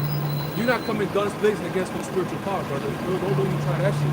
Don't try that shit. in foreign countries, when they declared martial law, they shut off the internet. You couldn't, no information was coming in or going out. But for For the regular people. Yeah, people, they said they're going to put up communication lines, they're going to, phones, access to transportation, the roads, the highways, all that's going to be controlled by the troops, man. And they set it up where you're going to have foreign troops coming in here to give support. Because a lot of the people in the military now, they're weak. Trump is coming up with all these things that's wiping out what they did over the past 4 years, so there's a conflict there. It's interesting, it's a very strategic thing they're doing. They're buying out, you could say, all of these people in these government positions and replacing them with completely new cabinet, so to speak. So now, no, I was gonna say, so now it's like, who's gonna be in the way, whistleblowing and resisting that governmental authority? And you got Elon Musk up in there, and the whole shit that was going on last year with the whole internet outages, the cyber attacks on AT&T, Verizon, T-Mobile. But guess what? Elon Musk got Starlink, which is also another form of internet. So if they attack the internet, but if these certain companies, but they got Starlink that's still able to be up and running, then that's a form of them being able to still use the internet, but now everybody else can't use the internet. And then now, in order to use the internet, you got to be tapping to Starlink. And Starlink is tapping to the digital ID system, the B system. You got Palantir. They also work hand in hand with that whole robotics. So they're pretty much in line with Starlink. Oh, yeah. His name is Peter Thiel, I think. That's his name. That's his company, Palantir? Yeah, Palantir. They work on that front anyway. So, and Elon Musk, man, watch that dude. He's gonna be that typical corporate tech guy, monopolizing tech guy whose face is on every billboard. His hologram is talking, giving those little speeches. And I'll have the UBI. UBI is gonna do this. You're gonna see that. That's him. He's the guy they always show in the dystopian futures, futuristic TV shows. He owns everything. He invented this. He invented that. And your ass is being surveilled 24/7. Because when you think about the lobbyists that you were just talking about, they were never on the forefront. They were always the ones that was backing, pushing their agenda by buying out the politician. But Esau's at the end now, so the actual lobbyists are now your governmental leaders. Exactly. The real fuck hiding in the back anymore. Nah, fuck it, we out here. This is what it is. You got the richest man in the world in the White House. How is that a Republican? Not a Republican, a Republic, man. Democrats, an oligarchy. Yeah, that's definitely an oligarchy. And ultimately, what the oligarchy final form of their government is not democracy, it's technocracy. That's what their final form of government is. Because it's through technocracy, they're going to be able to do what? Have complete control over every human being. Be like the Most High. Want to say something, bro? Yeah, kind of. Add to your point. That's when Rome really became an empire. They had the Caesars, they had emperors. Before it was a republic. And you can liken that to America. America's been kind of like a republic now. We know it's all set up and it's all a bunch of sellouts. But now they straight up got their emperor. They got Nero in there and he is operating as a Roman Caesar. Without any type of checks and balances. So now they just took away. Elon Musk just said the Department of Education is done. That's crazy. It wasn't no process like, yo, listen, we're gonna litigate this a year from now. He said, nah, it's done right now. Boom. No more education. Because you niggas are already stupid enough. They don't gotta try to have a Department of Education to make you any more dumb. It's already complete. All the programs and different sides, it's all come to this point, and they got what they needed to be accomplished. So now we're gonna pull back on this, pull back on that, and now bring it out. Bring out the MOTV. That's the time we in. I got the definition of technocracy is a form of government in which the decision makers are selected based on their expertise in a given area of responsibility, particularly with regard to scientific or technical knowledge. And then what did the world Klaus Schwab say? That we're entering into an intelligence age. So the decision makers are going to be the ones are the Chaldeans, right? The scientists. Because that's really what Elon Musk is. You know, he boasts in his scientific innovations. So that's what the government, that's their decision makers now. Klaus Schwab said what? That the decision makers of the future are in this room. Right? The stakeholders of the world. Technocap, which is a technocratic capitalism. He said that he's a Chaldean, but what the Lord said about Babylon and Chaldean, he gonna put his arm on it.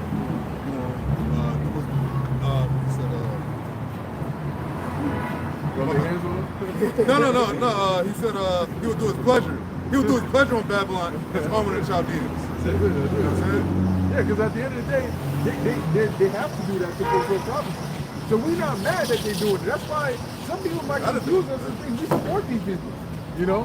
Because they're like, yo, anytime these guys do some shit, y'all always like, yeah, go ahead. But that's because they got to do it in order for the next phase of prophecy to come to pass. Yeah, we not, look, man, if your train is here, right, you're excited to get to your destination, it ain't that you love train rides, that's why you're so excited that the train is here. You're just happy because that's how you get to your destination. So they got to come with these things, and they're moving fast, both in our benefit and in theirs. On their side, they think we got to move fast to get this done. On our side, we like, go ahead and move fast so we can get this done, you know? The only thing is their expectation at the end and our expectation is going to be two different things, two different sides of the victory, you know? And that's why the scripture says the Most High disappointed the devices of the wicked, that they're able to perform their enterprise. The belly. Let's go. Psalm 35 and 19. Let not them that are mine enemies wrongfully rejoice over me. Neither let them wink with the eye that hate me without a cause. For they speak not peace, but they devise deceitful matters against them that are quiet in the land. And that's what they're always doing. They're devising, what is that, deceitful matters? Deceitful matters. Deceitful matters, and in Micah 2:1, it also mentions that they may practice it when the morning is light. Because it's in the power of their hands. Because it's in the power of their heads. And now they're making it more and more manifest. As I always say, when you have a bold plan, eventually it gets to the point where as you're fulfilling the plan, it gets revealed. There's no way you can accomplish a plan that big without it being revealed. By the time the plan is in motion, look, the ninja got to rob the bank at some point. It doesn't matter how much planning he does. At some point, he's going to walk up in the bank with a gun, and everybody going to know he's robbing the bank, right? So we may tell you, yo, he's going to rob the bank. Nah, he ain't going to do it. But when he starts robbing it, you're going to see that he's been robbing it. The difference is we were prepared. We're not in the bank at that time. We transferred all our funds money out. You know? And now your money's stuck in there, and you a hostage in there. Getting slapped up by gun whipped by some random nigga with a ski mask. You know? That's how this world is going. So we good, man. We good on this side. The Lord got our backs, you know, to this very day, and Lord willing, up until the into the kingdom. It's only up from here. And you know what's crazy? This is going to be the time of the greatest loss. Not just loss of life, but loss of property as well. But when the brother said we're good on this side, meaning that we got nothing to lose. You know what I'm saying? We got nothing to lose, man. Well, you gonna come for our lives? Man, okay, be quick with it then. Because then we meet Yahushua even faster. You know what I'm saying? But we got nothing to lose, and that's what you devils are afraid of the most. You could come in with like we went into this lesson the other time about the pleasures and how they're gonna be able to tap into people's weaknesses. Right. With I think that was a couple of camps ago that we did. You know, and they're gonna use the worldly pleasures to what? To gain people's passivity. I should say, right? You become passive. You're okay with it. That's where the word. Horse. There you go. Yep. And that's what they did. That's what Pharaoh did. And that's how he enslaved the people. Yup, with trinkets and sweets and all that good stuff, and then gets you get pacified. Next thing you know, you got your arm out. It's an arms race, remember? Yeah, it's an arms race. So how quick we gonna get to these people's arms, their hands, their foreheads, man? You got Babylon versus China. Who's gonna win the AI arms race? Meanwhile, yo, look at what China has. And Klaus Schwab said that's an attractive model. So if you're competing against China, that means that you're gonna have to be like China. China is a freaking dystopian state as we speak. Surveillance everywhere, people on the social credit score and all that. There ain't no freedoms. Americans believe in this concept of freedom, nigga. You only have a freedom to express your opinion. But guess what? You ain't got no freedom to make no choices or to make no changes. They give you the choices. They give you the options. And then you go from there thinking you got freedoms. So when those freedoms, those illusions are taken away, what you got? That's the reality. You got people doing TikTok videos talking about, oh my God, Trump just came in. Yo, this shit is getting real, y'all. This shit is getting real, y'all. We've been telling you, man. Right. Where the fuck you been at? On TikTok. And they're saying they're getting real, but how are you setting up your refuge? How are you setting up your defense? Got good You guns. still going to the damn devil asking him to be, hey, can you not slice us that much? You going to the sword asking the sword not to do his job. You still running down to Egypt for help. From Egypt. From Egypt. He's going to Egypt for help from Egypt. Too true and info. You got some more, right? Yeah. Psalm 35 and 21. Yea, they opened their mouth wide against me and said, Aha, aha, our eye have seen it. This thou hast seen, O Yahweh. Keep not silence, O Lord. Be not far from me. And you notice there, the appeal is to the Most High, right? Well, what precept is that? Psalm 35. Psalm 35. So the author, which is like the King David, knew that his power wasn't of him. That's why he's saying, Lord, you bear witness to this. And don't be silent about it. Do something about it. Go ahead. It is David, Psalm of David. Go ahead. Stir up thyself and awake to my judgment. Yeah, stir up thyself. You know, the scripture saying in Ezekiel 38 that when the Lord uses God to do all this, that his anger is going to be stirred up in his face. You know, so the Lord's going to turn up. Go ahead. Even unto my cause, my God and my Lord. Go ahead. Judge me, O Yahweh, my power, according to thy righteousness, and let them not rejoice over me. Yeah, judge me according to my, read that again. Judge me, O Yahweh, my power, according to thy righteousness. Yeah, according to thy righteousness. Because King David was a man of integrity. And if you know deep down inside, you know you're not perfect, but if you know you're doing if you know you're doing the following the ways of the Lord to the best of your ability, then you're like, you know what, Lord, I don't got nothing to hide. You know?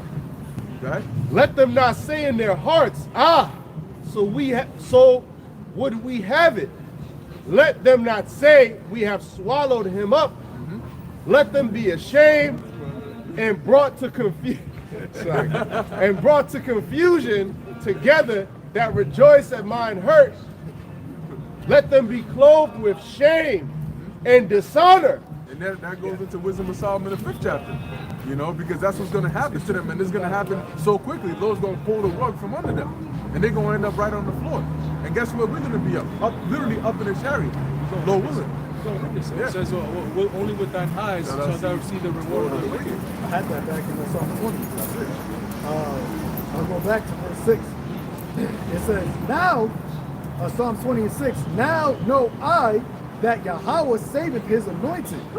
He will hear him from his holy heaven with the saving strength of his right hand. Which is who? Yahushua, right? So the Lord hears our cries. He's going to hear us crying now, and then whenever we, in the time of trouble, he's going to send his saving right hand to deliver us. And back in Micah, it said what? The Lord hearkened and listened, heard it. What is this whole gospel all about? It's about the Lord sending his right hand, Yahushua. Our whole ministry, our whole defense is predicated based off of the life, the burial and resurrection of Yahushua. Him coming back to deliver us, our Lord, man. Everybody else got their power in the savior, but whatever their idol God, right, or their sword or their money, we have a living power, man. The Heavenly Father through his son Yahushua is going to come and deliver us from the hand of our adversary, from the hand of him that is stronger than us. Look at the position we're in based off of the position that these elites in. Our message is against them, man. Yep. These regular low-life Edomites, they don't know what the hell is going on. Our actual message is against the elites of this world. The ones that got the power, man. The ones that actually can change the dynamic of civilization. We're telling you that you're about to be put down. That's right. The Lord is about to come and take your whole system out of authority. That's right. And what do you think they're going to do? That's a threat to them. Oh, yeah. That is literally a threat. That money can't solve. But see, the weapons that we're talking is not carnal. Right. So then what are you going to do? Because your sorcery and your chemists ain't working. Right. What are you going to do? You tried all of that. All of this, all of the, like you said before, the black culture, all of the Jake and all of this messed up situation, that's all your sorceries, man. None of that worked on the elect. We're here. We're standing upon our feet. Ezekiel, the 37th chapter. Now you're afraid. What are you going to do then? Well, you got to resort back to your blessing. I'm coming with the sword now. Okay, you come with the sword. Yahushua defeated death. What's up? Boom. through and through. And the spiritual, you mentioned that because it was a foreshadowing, right? In ancient Egypt, Yahushua was the death angel, but also he led us out of Egypt, you know, in that chariot. And this time he's going to come back to the modern Egypt, and he's going to destroy this place while also delivering his elect out of Egypt. You know, so he's always been the savior, always been there, right? And what did the Lord tell the disciples? That he that liveth by the sword perishes with the sword. So we know that this ain't a physical thing, man. Any of these Israelites out here with guns talking about we ready to go and take it physically, you went in the spirit of Yahushua. Now that may be a part of your life. Because during the time of the Maccabees, you had certain individuals, you had the zealots, right? But they weren't followers of Yahushua. They might have was going against the Roman government, but they didn't get it. They didn't overcome. They died. They had a part in the story, yeah, they was doing X, Y, and Z, but then they ended up dying. But who was the actual ones that got the honor, man? The ones that actually served the Lord. You said the truth is like the sword. Hey, the Lord said, wait ye upon me. That's the patience. Numbers 23 and 19. God is not a man that he should lie, neither the son of man that he should repent. Hath he said, and shall he not do it? So if it's written in the book, guess what? It came from the Lord. And if it came from the Lord, then it's going to be fulfilled. That's why we're always talking about prophecies. Because these are things the Lord, the one who can never lie has actually spoken. So they have to come to pass, and they will come to pass. The and we're seeing immutability of his counsel. The immutable, exactly. And immutable means it's unchangeable. You can't change it. So the Lord's counsel is immutable. Whatever he decides that's it. That's what happens. Who can bring him to counsel? That's it. Whose throne is inestimable. That's it. You can't esteem it. That's why he's called the Most High. You say it so much, but it actually means exactly what we say. There's none higher than the Lord. If you were to take the Lord to counsel, who's going to be high enough to judge the Lord and you? Whenever you have a judge, the judge has to be above both of you in terms of authority to hear both sides and make the righteous decision, right? Who the hell is going to be able to judge the Lord's side? Hey, in Marvel, you had the living tribunal. Yeah. They were the council. But then you had above them, what? The one above all. They couldn't bring him to council. Yeah, exactly. And I think he created the council. the one above all represents the writers of the story. Right, And exactly. who's the writer? Yahweh Ba'Shem Yahushua. That's it. You can't go past the director, the writer. He wrote the story. Like, you're gonna play your part.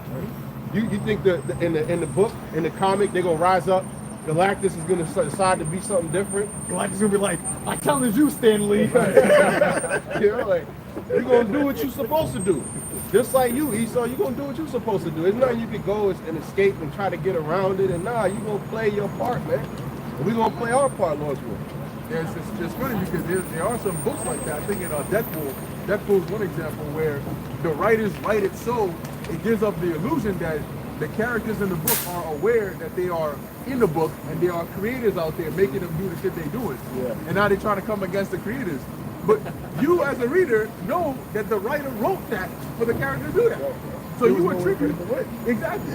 You attribute the actions in the book to the writer. Why is Stan Lee famous? You know, for Marvel, right? Because all you don't go into Wolverine and all that, but it's not. Wolverine comes from this guy's mind. You know, Deadpool comes from this guy's mind. Creator. Exactly. It all goes back to the creator. Because you can't have a character without a script. Right? A character plays a role within that script.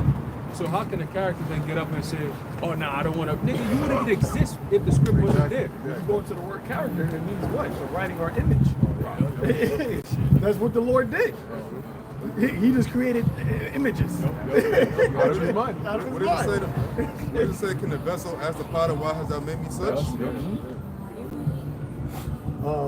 Going back to something. You little got bit more. something? Yeah, a little bit more. Or hath he spoken, and shall he not make it good? Behold, I have received commandment to bless, and he hath blessed, and I cannot reverse it. Yeah, so the blessing is coming to the elect. There's nothing you can do to reverse it. You can kill our bodies, but that's not going to stop the blessing. That's just going to bring us to the Lord quicker. There be days we want to die, man. Not that we seeking death, because the scripture says, seek not death in the era of your life. But yo, man, if you take us out, we're gonna be with the Lord, man. There's nothing you can do. It's like the chessboard. You already got checkmated, man. You go there, you made it. You go there, you made it. So now you're just gonna try to flip the board and pull the 9 milli out your back pocket, but the angel's right behind you, ready to take you out. Right. So you lost.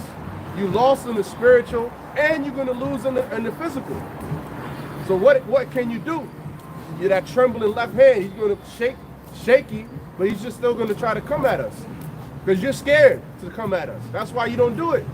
There's men that have been put to death for the things that we say on a regular basis. What's the difference with us? Because the Lord has a hedge around us, and you can't touch us unless the Lord allows you to. And even when he does, we know that that's from the Lord, just like they said in Maccabees. We know that we're suffering because of our sins.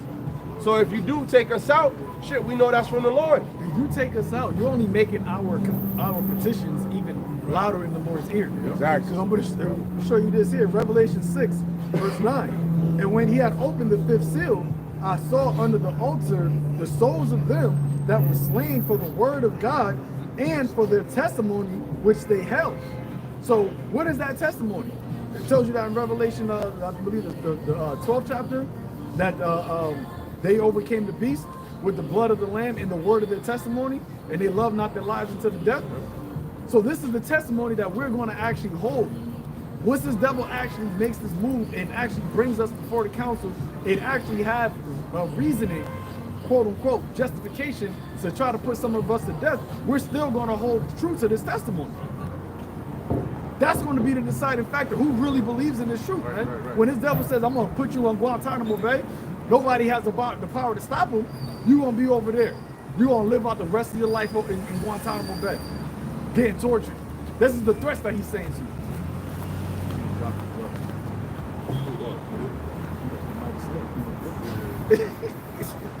You know? But you gotta hold fast to this testimony. That's why Yahweh Shai said that, man. He said what? Hold now fast which thou hast, that no man take thy crown. This is the last thing that Esau is going to be able to come with. He came with every other thing to try to get you deterred. The last thing he's going to try to get you deterred is what? The threat of killing you, the threat of death.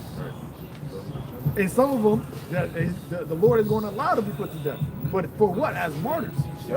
And as the reason says, and they cried with a loud voice. Now they're in the spirit world crying. We're crying with a loud voice now on the earth. You put some of the elect men to death on this side, they're going to be in the spirit world right next to Yahweh Shai. As soon as you die, boom, you go into the spirit world. Remember, the Lord said that if you believe in him, it's eternal life. It ain't no, you go from, we're already living in the spirit. That's why Paul said that. For me to live is on Mashiach, and to die is gain. We don't got to suffer Jacob's trouble. We don't got to suffer the hour of temptation. We don't got to see, if you put us to death, we don't have to see some of our loved ones that may not believe suffer. We're just going to be in the spirit world, at peace, in the new bodies, right next to Yahweh Shai. How long, oh Lord? It says, they do. Look, that's it what he did says, to me. "O Lord, holy and true, doest thou not judge and avenge our blood on them that dwell on the earth?" So we're gonna be cursing you out in the spirit world, right next to Yahushua. And what's the answer? And white robes were given unto every one of them, which represents what? Rest, victory. Because it says what? And it was said unto them that they should rest yet for a little season, until their fellow servants also and their brethren that should be killed as they were should be fulfilled. So yeah, that little season in the spirit world, that could be a couple minutes, man. Because if you think about 2 days is 2,000 years to the Lord. So you up in the spirit world, it's going to be literally, you got all of the vengeance and the anger, and then you want the vengeance, or should I say the revenge, but the Lord said, you know what, just wait just a little longer, 5 minutes. Now 5 minutes in the spirit world could be what? You know, a couple months on this side. But they got to, during those couple months, you got other brothers that may have to suffer, be martyrs. Sisters as well. You had it during the time of Nero, where you had women that got put to death because they believed. Remember, this actually happened on the earth, man. He saw the Romans, Nero, put to death the followers of the Messiah in gruesome ways.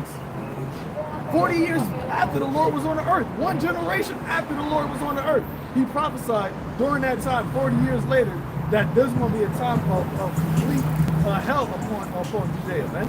That's why he said when he looked upon the city, he had compassion, he cried. Right? He said, if you would have known the peace that was so near to you, but you don't know, you don't see it, you're blinded to it. But the disciples, he told, well, when you start to see these things, flee unto the mountains. So they already were pre-warned what to do during this time. We have been pre-warned what to do during this time, when this devil's going to encamp about Jerusalem, which is a people before it's a place. When he's about to attack the temple once more. The Lord already told us what to do. Stand still. That's the greatest thing. Imagine you see an enemy coming, the Lord just say, don't do nothing. I'm gonna protect you. I'm gonna send angels to guide you, to deliver you. Yeah. It's crazy because like the simplest action is gonna take the most faith. Because that's the one thing people tell them to stand still and don't do nothing. That's like asking them to run up. They'd rather run up a mountain, you know, because they just can't do it. And because now your faith is what's at work. Stand still. Lord, this getting closer and closer and closer. Yeah. You know? Now you're literally fighting your flesh because your flesh is trying to move and your spirit is like stand still. Hey, isn't that what Moses went through? When the Egyptians were on our backs? Oh, but the parting of the year. He gets there, he's like, Lord, where we go now? He said, what are you coming to me for? Tell the people, keep on going. He said, hey, keep on going. They come at top speed. And the people were complaining. You brought us over here just to die? Just to die to kill us here? You could just stay over here louder. and chill. Yeah. Oh, Moses, they're right there, Moses. What are we going to do? Oh, Lord. He said, just keep on going. Point your staff there and just walk through. I'm going to clear the whole, there's going to be a dry land where all of Israel's people will walk right through there. And that's going to tell them that. They try to stone him. He said, the Lord said we got to go through. Oh, no, this thing crazy now. I knew this thing was bugging. Yeah, Moses, you brought us here to kill us. Why you doing all this? But that's why they said that. Because they said, he did all this, and now he wants to kill us. They talk about walking the water. You know, but that faith, what happened? They saw the Lord literally part the sea, and they all walked through. That's what it says. 6,000, which were men. I think it was men. 6,000 men. 600,000. 600,000 without count. Without the men, the women and children. Yep. You know, so that's a whole lot of people. That's damn near 1 million people, probably. Over that. You know, mad heads, bro. You know how Jake be. You know, and they're all walking through, probably looking back and shit. Like, damn, the Egyptians are still on our tail. They're coming. And then what did the Lord do? Okay, close that whole shit up. No, and actually said that. I think they went at night, and the Lord had a chariot that was between them, gave them light and then darker. And then laser beam the chariots. Yeah, and then he took the whole nation out of Israel. This time he killing 2/3. Like we don't want them damn headaches. We don't want Israel like, oh, you brought us out here to die. No, 2/3 is gonna go. The ones that have faith and the Lord can entrust, and that we trust the Lord perfectly, those are the ones that are being saved out of here. Them 2/3, all them problems that that Moses had with crybabies of Israel, he ain't gonna have that this time. Can you imagine that? Like, the Lord did all this to deliver Israel, and he already got a headache in the midst of their deliverance. Like he told Moses that. He said before he showed Moses why he said that, he told Moses they're gonna make it. They're gonna make it. Yeah, and that's why he did the exactly. You know. I got to read. Second, Ecclesiastes 2, verse starting at 2. It says, "Set thy," I saw that one. "My son, if thou come to serve the Lord, prepare thy soul for temptation. Set thy heart aright and constantly endure, and make not haste in the time of trouble." Yeah, so expect it. When it comes, expect it. Don't act like it's a strange, weird thing. It's supposed to be like that. Yep. And that's going back to standing still, man. Because like you said, in the time of trouble, your natural instinct is going to try to figure out a way to how to get out of this, right? When these devils come with that accusation against this ministry, the natural thing was like, all right, so what would I think if they came in here, X, Y, and Z? But the Lord already said, when that time comes, don't take no thought, man. You know how much, that's swag right there. Because everybody that goes to court, it don't even matter if you're going for a divorce deposition. You're trying to premeditate what are you going to say so you can get the best outcome out of that. Lawyers actually do pre-trial runs, so if they're going to say this, then this is how you prepare. You got to act this way. You want to show this type of emotion so you can get the crowd to actually buy into what you're saying. The Lord said, don't even think about nothing. No, nothing that you think, you don't got to think about none of that. Because it's going to be Yahweh in that day that's going to speak through you, man. So if we get caught up, look, we can just literally just be relaxed. Wait till the message. Like no. We don't premeditate. Sometimes we get here thinking about what the side of it. The Lord said, I'll give you what to say. Hey, look at how Yahushua was during his trial. You know, he was very relaxed. He wasn't trying to fight back or none of that. And he made it known, if this were my kingdom, my servants will fight. So he wasn't in the midst of fighting. Like, he knows, just like how we know this is Esau's kingdom. The only fight we have is with this truth. That's our only weapon. And it's the most important weapon. So why not use it? See, they have the sword, so they go around using it. The old saying that says that if the only weapon you have is a sword, then I guess if the only tool you have is a hammer, then every problem is going to be a nail. You know? So Esau, the hammer of the earth, he just going around hammering everything he sees. But yeah, we come out here and we just hit him with the jabs. Yup, this brother brings this out. This brother brings, you know the jab and the hook. That's what you use that one, right? You know? And that's every brother, every punch it matters, man. Because ultimately you're gonna soften him up. You know, he get hit with this, he get hit with that. A brother shoot right in the torso, right in the fifth rib, right in the leg, right in the quad. You know, eventually, that nigga, he gonna wear down, man. I don't care how big you are, bro. You keep taking hits like that. Every weather, in the summertime, in the wintertime, in the fall, in the spring, you just keep getting hits. Multiple. And the more hits, more brothers keep coming, jumping on your pop. Oh, Esau, you done, bro. You getting jumped through the spirit, man. It's over with. What you gonna do now? Now you going, oh, yo, take out the guns now. We can't use the hands no more. Game over, man. It's over with. You take a gun out with no bullets. Now what? It's going to jam. They're going to take that and beat his ass with. Hey, man, look. The Lord said what? Judah is going to be a terror unto Egypt, man. You finally about to see the power. Why Esau got all these little defense mechanisms and all these different things for these measly-ass Negroes in the ghettos. We're not measly Negroes, bro. We are the Most High's people. And soon you're going to see the power that the Lord has with his people, man. You're going to see. And we're not just talking just to bluff. We're telling you what the Lord is going to do. Right. See, we put his name out there through the spirit and power of the Lord. Guess what he's going to do? He's going to show out, and he's going to show up, and he's going to show out. Then you're going to see, hey, call on Yahweh Ba'ashem Yahushua. We're going to be praising the name of the Lord all day. And every day we bring his name up, he's going to perform more miracles, man. Because he's done it multiple times. Why would he do it now? And the most important time, the most pivotal time in history, come on, bro, stop playing. I got a free for you. Come on. Zechariah 12:8. In that day shall Yahweh Ba'ashem Yahushua defend the inhabitants of Jerusalem, and he that is feeble among them at that day shall be as David, and the house of David shall be as God, as the angel of Yahweh before them. Hey, that's right. It said he that is feeble among you. That's us. We're in the position of being weak, man. Hey, what did Biden say? If you want to take down the country, you gonna need some nukes. You gonna need some F-16, F-16. We're talking about y'all niggas can't do shit to us. And that's true though, right? But see, the thing is, we're not looking to take down the kingdom physically. All we're doing is speaking the truth. The truth is actually deteriorating your kingdom. That's why it says, "Then shall that wicked be revealed, whom the Lord shall consume with the spirit of his mouth." That's our part of this. But when Yahweh Shai comes, well, that's when he said he's coming to judge and make war with the armies of heaven. Yahweh Shai is coming with an army. What do people come with an army with? he that is feeble. So like, even the brothers that's sickly, that constantly going through something, got ailments, they're going to be as the angel, which that word there in the Hebrew is malach, which is Yahweh Shai. As Yahweh Shai, as David. Imagine you go from being sick, you're in the deathbed, and then all of a sudden you have this godlike power. Man, you're going to do a backflip out the hospital room, man. Right, word. Oh, and Isaiah says that, right? They that wait upon me shall renew their strength. They shall mount. And it explicitly gives characteristics of supernatural feats. And brothers got infirmities now, man. Brothers got back problems, high blood pressure, all these different ailments in your knees or your wrists, your headaches. Brothers get chronic headaches. So all these things are things that make you feeble. Right. But those same individuals, they're making their bodies a living sacrifice coming out here. And that's who the Lord said he gonna raise up in that time. In a house, the whole house, all of the elect is gonna be like what it said, David? As God. So like it as God, man. Right, that's David.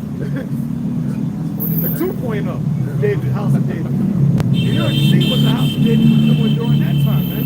Benaniah, Joab, David, how they was getting down. And that was, they had, a certain level of spiritual power. That's not the time that we're talking about now, man. Where the Lord said that we will be doing greater things than he did before when he was on the scene. And that's the thing about how this war is going on, because brother was talking about how we can't come against Esau physically, but he can't come against us spiritually. So we both have weapons that neither opposing side could use. See, we can't use his weapons against him, and he can't use our weapon against us. Because when you think about it, like, now you're going to see the blessing, who the blessing went to. Because Esau got the blessing of the fatness of the earth, but now we're at the end of it. That's why Esau is the end of the world. That world is his kingdom we're in right now. He was the one that's going to bring the mark. He was the one that's going to bring the affliction of Judah, Jacob trouble, and oppressed together. Judah and Jacob Jerusalem oppressed together. Esau was the one to bring that Babylon, the Chaldeans, Jeremiah 50, Jeremiah 47, Isaiah 47. That was Esau's kingdom. This is the kingdom we live in right now, the time after the second leg of the Roman Empire is going on right now, man. That's why everybody calling Trump Nero, or whoever the hell he is, man. He's still an emperor of Rome. And he's going to come and go against the prophets. The same thing that happened before. There's nothing new under the sun. And that's what brothers are trying to tell the world. That's why they're going to come at us. Because they know who we are. They know what we represent. We represent their downfall. We said, accept the apostles last. What are the brothers calling Tar and them? The apostles. And they say, we're apostles too. We're messengers. We're bringing a message of your downfall to your face on your internet in your kingdom, on your soil. The same soil that you oppressed us from the jump.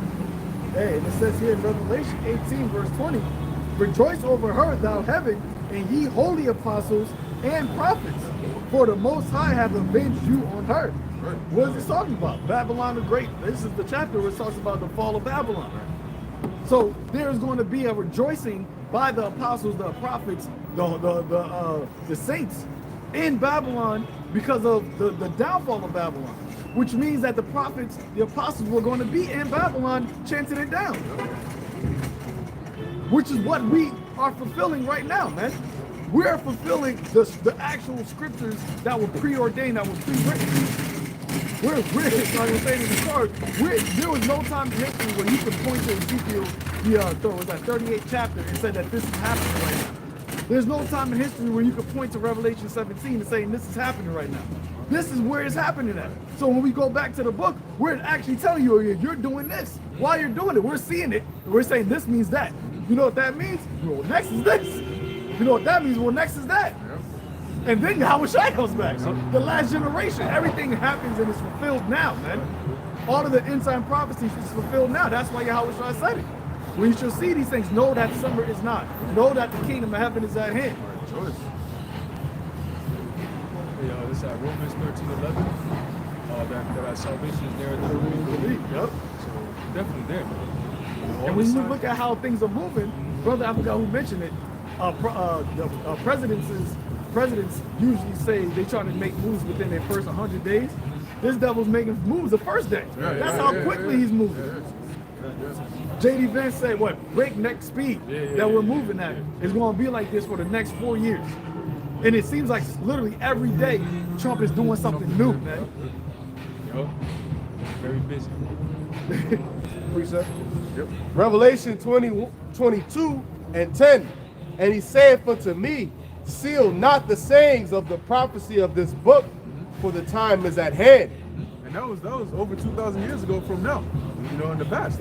And yet the Lord said the time is at hand. Because guess what? There were still things in there that were set to happen prior to this very time we're in. World War I and some other prophecies. But the Lord is saying the time is at hand for the revelation of the last things to happen before Yahweh Shai comes down. Go ahead. And that's a cut to Christianity too, because they keep constantly talking about how it's all sealed. Even IURCs. And he said, seek not things that are high. What did he say? Was this right? Yeah, too high for thee? Yeah, seek not things that are too high for thee. But he's trying to seal the book. And you can't unseal because you don't got the understanding anyways. But the understanding has been unsealed. That's the point. So don't seal it. You're trying to seal it. You're trying to not, when you're sealing something, what are you doing? You're hiding it. It's hidden. It's not disclosed. So the scripture said what? Seal not the sayings of the prophecy. When you Christians out here saying, seal, we don't know what that is. MOTV, it could be this. People have said that it's the CHIP. People have said this and that. People will say, there's already one in your credit card or your debit card. But they're not getting into the understanding. When you ask them something, they just give you more confusion. Well, it's sealed unto them. It's sealed unto them, exactly. They're not making it plain. Right. The Lord said to the watchman, make it plain amongst the table. That he that runs, he may run that readeth it. That's our job. It's plain to see what it is. Well, see, the time is going to come where those that didn't believe in it or didn't believe our report, you're now going to be stuck with a choice. And that's why the apostles always say, when the MOTB comes out, Nate and all these guys, they're gonna have to explain that to their congregation, man. And just like the time with the jump shot, a lot of them took it. Now, how much more now when your actual life depends on it? When it's actually whether or not you're going to be able to be a part of society, be a part of the commerce, the agora. There's no time in history where people got ostracized literally from being able to be a part of the market unless you put a brand in it, man. Unless you put something inside of your body. That's this time where this devil, that is the MOTB, the system that John the Revelator saw. And that is once again a system where Esau is trying to solidify his dominance on the earth as being God on the earth. But only the elect, as John saw, that they got the victory over the beast and over his image. By what? By keeping holding fast to this word, man. Because of their faith that they kept, even up until death if it needs be, man. That's why he said make it quick upon the table, because this devil's moving so quick. Ain't no time to be like making it all hard to understand. Make it plain, man. Yeah. Tell you, the chip, see him, excuse me for that. See him is coming, don't get it, or you get this judgment. This is what it is, this is what it represents. Period. What if you still read, bro? A little bit more. He that is unjust, let him be unjust still. And he which is filthy, let him be filthy still. And he that is... That's why, when it comes to the truth, we at the point where we're only concerned about the elect. I believe in second Esdras, Esdras was saying how that Abraham prayed for the Sodomites, right? Moses prayed. I forgot all the things that Joshua prayed for the people. But the Lord said, nah, the day of doom is coming where the righteous can't pray for the elect at this point. For the wicked, so like the righteous won't pray for the wicked. And that's the mindset that the prophets are in now. Like how the Lord told Jeremiah, don't lift up a cry for these people. Because in the ancient world, you had Israel, even Esdras was doing it. You had Israelites that prayed for the whole commonwealth of Israel. that they wanted to see the betterment. We still want to see the betterment of the nation of Israel, but we understand that it's going to take the destruction of the majority of Israelites for that to happen. So we're now at the point, the prophets are at the point to saying, you know what? Well, get rid of them. Let the multitude perish which is born in vain. Because the day of doom, the day of judgment is at hand. Hey, they got that Avengers movie Doomsday coming out next year, I think. If we even get that far. But it just shows you the spirit that's in the earth right now. America's going for 250 years, so far. 2026. Captain America, Brave New World. You see what they put it all in the movies, man. It's all spiritual. And it reads, and he that is righteous, let him be righteous still. And he that is holy, let him be holy still. And behold, I come quickly. Yeah, let them be holy still, right? So you gotta, those that are the elect, they're gonna keep doing what they gotta do anyway. Nobody gotta tell them to keep doing it. They're gonna keep doing it, And those that are not, it doesn't matter what you do. You cannot make them do what the elect are gonna do, and vice versa, because the Most High programmed it that way, and that's how it's gonna play out. And that's what Paul said. For the times and of the seasons, brother, and I have no need that right unto you. Because you should be paying attention. You should know the time, man. You know what, Jake, you know what's up. You know what time it is. And that's a spiritual thing.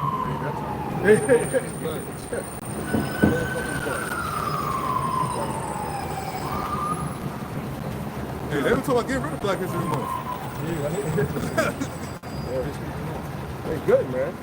The Lord is killing that whole black nigga culture.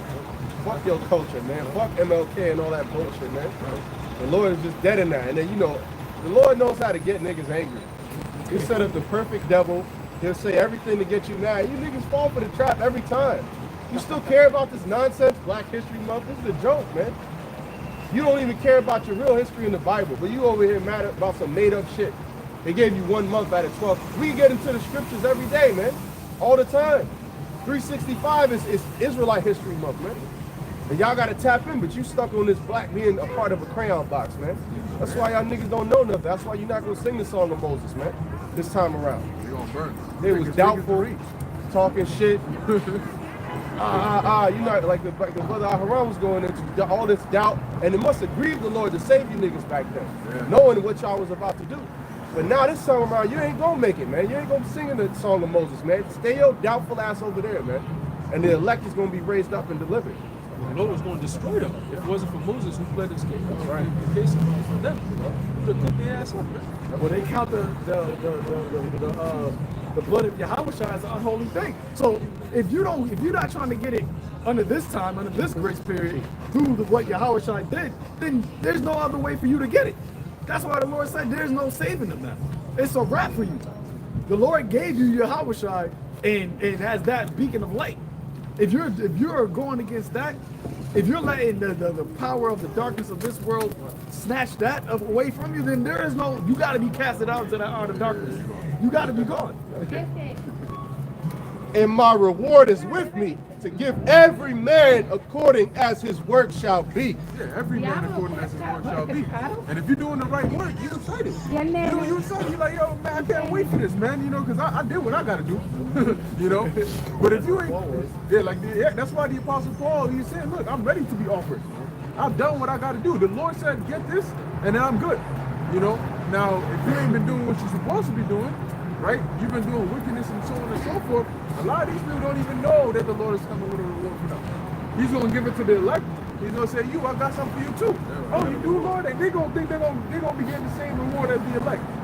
And the Lord going to put a fiery sword from behind his back, and now you cook. Man, you think about it, talk about praying not for people, especially like the so-called Negroes and whatnot that's here. Those are actually the men that actually said to kill Yahweh Shai. They actually brought Yahweh Shai to be killed. So when you talk praying for them, those are the ones that's going to be destroyed over here. Why think they getting destroyed? He going to give them their answer. Put his blood upon our children's head. Our children's heads. Dang. So they acknowledged that and then said basically put that tab on us. Yeah. And then they fucked up their children too. They said put it on them too. That's crazy. And and ultimately, through the whole all of our iniquity, we all went through it, but like the brother said, the elected ones getting delivered with the salvation. Those are the ones that in the meantime, after Egypt, after all of that, they did what they were supposed to do. The ones that stayed on the other side, those are the ones that said to crucify Yahushua. That's why he's coming back to judge them. And that's why they're going to get cast and they're going to get burned up. That's what we're warned. That's what's really coming here. This is not a joke. And here it is, ironically, you have all these nations talk about getting all these these nuclear weapons ready. That's fire, concentrated fire. And not just any fire, fire that will melt you where you stand. That's what we're talking about. Sarah Connor, Terminator 2, oh, brother, use that example. Just watch that scene. Watch that scene. Burn the flesh off your bones where your eyes should be consumed in their holes. That's what all these nations, America got them too. Everybody, you look around. Nuclear subs, nuclear aircrafts, the shit that be in the sea, the aircraft carriers. All these nations is doing that as we speak, running for their eyes. Joel, the 3rd chapter, assemble yourselves, prepare war. Everybody talking World War III, nuclear war, nuclear this, nuclear that, nuclear bunkers. And then what you got to say about that now? Is that just a joke? These niggas joking? You think China, you think Russia joking? They said we are ready to go to war with NATO and the U.S. You are in the U.S. Come on. It's written. It's written. We're literally are living in fulfillment of prophecy, man. This is why the Lord said, measure the times diligently. When you see part of these signs pass, know that it is the very same time where the highest will begin to visit the world which he made. Yep. And when you visit, when the Lord visit, he not, like I said, he's not coming to visit, okay, I'll be back later. Nah, he's gonna make his presence felt. And it's gonna just continue to be heightened and heightened more and more to the actual day of the Lord. Yeah, so that day of the Lord has to happen in a particular generation. Every day, days happen in a particular time frame. So if the Lord said that there is a generation that these things are going to happen, what time is that? Like we were saying before, if they're moving toward this digital system, if all of the men we just got or they died now, what are we going to be born into 3 or 4 generations down the line? Yeah, so right. Literally, Right. 3 or 4 generations, like 100 years from now. Right. What is life going to look like in 21, 25? There'll be no flesh saved, literally. You'll be born into a chipped society. So even if we did have the truth, the Lord couldn't save us. Yep. You got his mark in him from birth. That's why it's the last generation. This is why it's the last generation. Because what do you think that these little niggas now, when they get our age, their whole life, they're saying it within the next 5 years, the whole way of Department of Education will look different. Right. Just they're getting rid of the Department of Education now, right? So if you 5 years from now, what do you think people that are in 5th grade, what do you think their 10th grade going to look like? Right. People that are in 10th grade, what do you think college is going to look like? So then if you want to add another 10 years from that, that's only 15 years. That's what, 2040. People that are kids now, what do you think their life is actually going to look like? You got children that's 10, 11 years old that are literally addicted to technology. We're the last generation that was not addicted to technology. And we can go without needing it. Now it's useful, but we're not like some of us are getting addicted to it in our generation. But you got kids from birth that all they knew in society in school was learning from digital learning. Now they're talking about actually having what's that shit called? Virtual reality. That's how you're going to be learning now from VR. So when you get another 20 years from now, the whole system's going to look completely different, man. Completely different. Yeah, but just like you said, it makes so much sense why, once again, it's the last generation. You know, because once upon a time, right, we saw a world without technology on this level. And nobody that's pretty much born in this generation is ever going to be able to see that. Right. You know, because from this point on, it's only more and more advanced because right now we're still in a transition period, right? And once that transition period ends, there's a new set normalcy that's going to be continuing for whatever, you know, assuming that shit just carries on as it is. Right? That's going to be his new world order. And what is Sean talking? We're going to do great things with crypto. Yep. So that means in 20 years from now, the actual way of buying and selling is going to be completely different than it was in the year 2000, right? In the year 2007, where you had the great awakening, 20 years from now, 2024 to 2045, it's going to look completely different of how you're able to interact in society. And that's why when that devil brings out that MOTB, the Lord's going to have to speed up those days, man. That's not going to be a long time where Esau just gets the MOTB system off. And it says that every hand of the labor is going to be upon them. That word labor is the workers. Why? Because you're talking about UBI system. Now people are not even going to be, everybody's going to be dependent literally on the system. Yep. Reset. And that's going to be Esau having an iron fist over the population. To where if you don't get down with this, then I will crush you. I will show you when I made my land, then I will break you. That's it. That's why he said, unless you, he calls of all that won't bow to the beast that should be killed. How is he going to do that? With the system that he's putting in place right now. And it's already, you already see it. You just have to tap to play, tap to ride. Yeah. On buses now? On buses. You go on the trains. I don't know the last time I've seen somebody actually pay with cash on the train, man. You don't do that no more. You used to pay a taxi, you used to actually pay with money. You don't even do that. It's digital on your phone. It's already prepaid. Uber. No, you don't own anything. You don't own your cell phone. Back in the day, you used to actually buy cell phones. You don't own a cell phone. You don't own cars. You're renting cars now. You don't own a house because they done bought all that and made it crazy expensive. So now you're just renting houses. They got systems where certain places where you can buy rent clothes. That's crazy. And that's what it is. You'll own nothing and you'll be happy. Because we're going to be just giving you the money for you to pay for your subscriptions.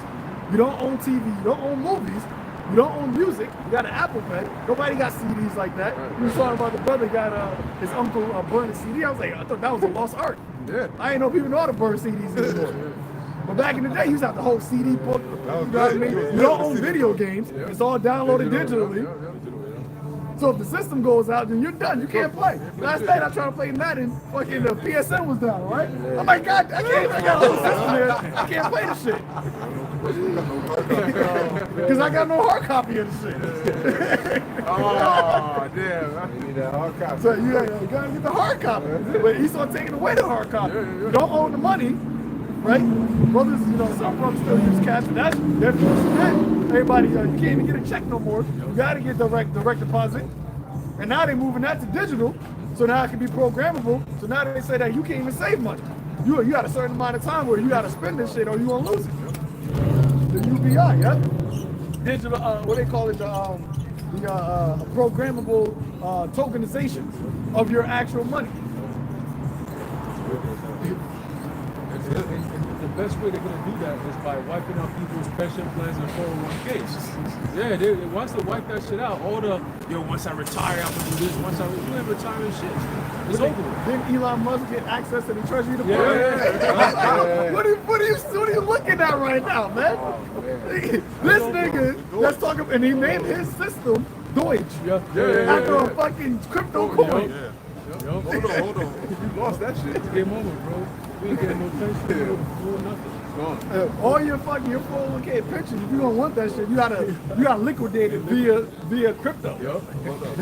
All these companies, the banks, they saying that with the regulations, they're actually allowing banks now to use cryptocurrency, blockchain. So now these banks that control your 401k plans, because your actual company doesn't have its own bank.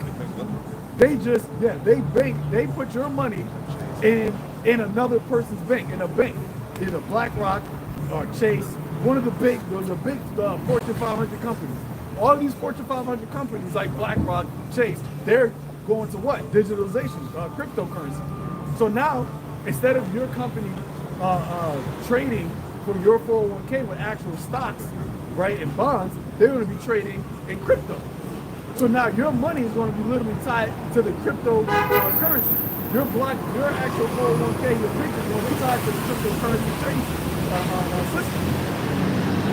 So now, if you want to get that money, you got to actually now have a digital wallet. In order for you to have a digital wallet, you're going to need a digital ID. In order for you to have a digital ID, that got to be biometric. All come together. I got an article on that real quick. I ain't gonna read the whole thing, but this is no doubt. This is from CBS News. It says Deutsche task force gains access to U.S. Treasury Department data payment system. Now, when I thought about like this dude Elon Musk along with Trump is a busy dude. These niggas getting their hands in everything. And this is the great thing that Trump was talking about with crypto. Because like Dogecoin, that's a crypto joint. It was Bitcoin and Doge. Those are the two main ones at first. And it says the Department of Government Efficiency, which is the Doge acronym, run by President Trump's billionaire advisor and Tesla CEO Elon Musk, has gained access to sensitive Treasury data, including Social Security and Medicare customer payment systems, according to two people familiar with the situation. So it's somebody that knows what they're talking about. And it said Medicare and Social Security. That's what these old niggas be talking about, yo, my Social Security, my pension, all that. It's all intertwined. Payment system. They said that the Social Security system was hacked. Oh yeah. No. They said in August, they told us in March it happened, I think. Yeah. So how many months is that? That's mad months afterwards. And it said the move by a Trump administration task force assigned to find ways to fire federal workers, cut programs, and slash federal regulations means it can have wide leeway to access important taxpayer data, among other things. Advocacy groups on Monday filed a lawsuit against the Treasury Department calling the data sharing illegal. But remember, the brother said, yo, they can bypass all that shit. Who's going to stop them? We're talking about this the president's cabinet. Right. Well, he said he wanted to get rid of the IRS. Yeah, he said that. Why? You don't need an IRS when your money's literally just being taxed from your digital coin, from your wallet, straight from your bank. You don't need the IRS now. Nobody needs to audit you. Right. Well, we're just automatically taking it, and then we're actually giving you your portion, your stimulus. The stimulus that they was getting during the CV, where everybody was using that to continue life.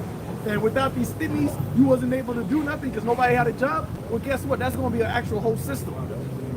Every month, you're going to be getting a stimulus check. You don't work no more. Oh, and check this out. Speaking of, I think brother was talking about whistleblowers earlier, right? So it says the scale of intrusion into individuals' privacy is massive and unprecedented, said those in the complaint filed by several plaintiffs, including the Public Citizen Litigation Group, the Alliance for Retired Americans, and the Service Employees International Union. Workers, the people, that's the masses, or people that represent the masses. And it says, people who must share information with the federal government should not be forced to share information with Elon Musk or his Doge, and federal law says they do not have to.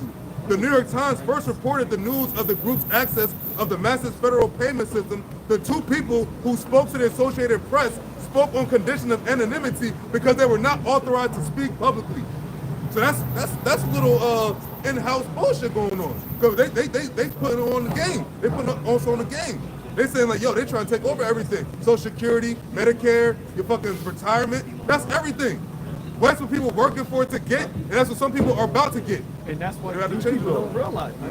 See, this wisdom is too high for the common Jake right now. They're just going about their life like this. None of this stuff affects us. They're just walking about, okay. But that's why the Lord said it's going to come like a thief, man. It's going to come like a thief because all of these things we're talking about is things that they're doing as we speak, that they're moving quick, breakneck speed, that they're doing these things. So just because you don't see it, and it's crazy because that's why being on a watchtower is so vital, man. Because we see these things afar off, and we see it coming down the pipe, and we're warning our people. Only the elected one to take heed to it. So when it does happen, you will be stable because you had that wisdom. You had that wisdom of that foresight. So you know, okay, when this takes place, don't make haste. Know that this is a part of the plan. But most people, because they walk by, because they don't hear it, they don't understand it, they don't perceive. Right? It says a simple pass on and are punished. When it actually takes place, they're just going to be caught off guard. They're going to be in a disarray. They're going to be deranged. And they, what do we do? What do we do? Let's go down to Egypt. Go down to Egypt for help.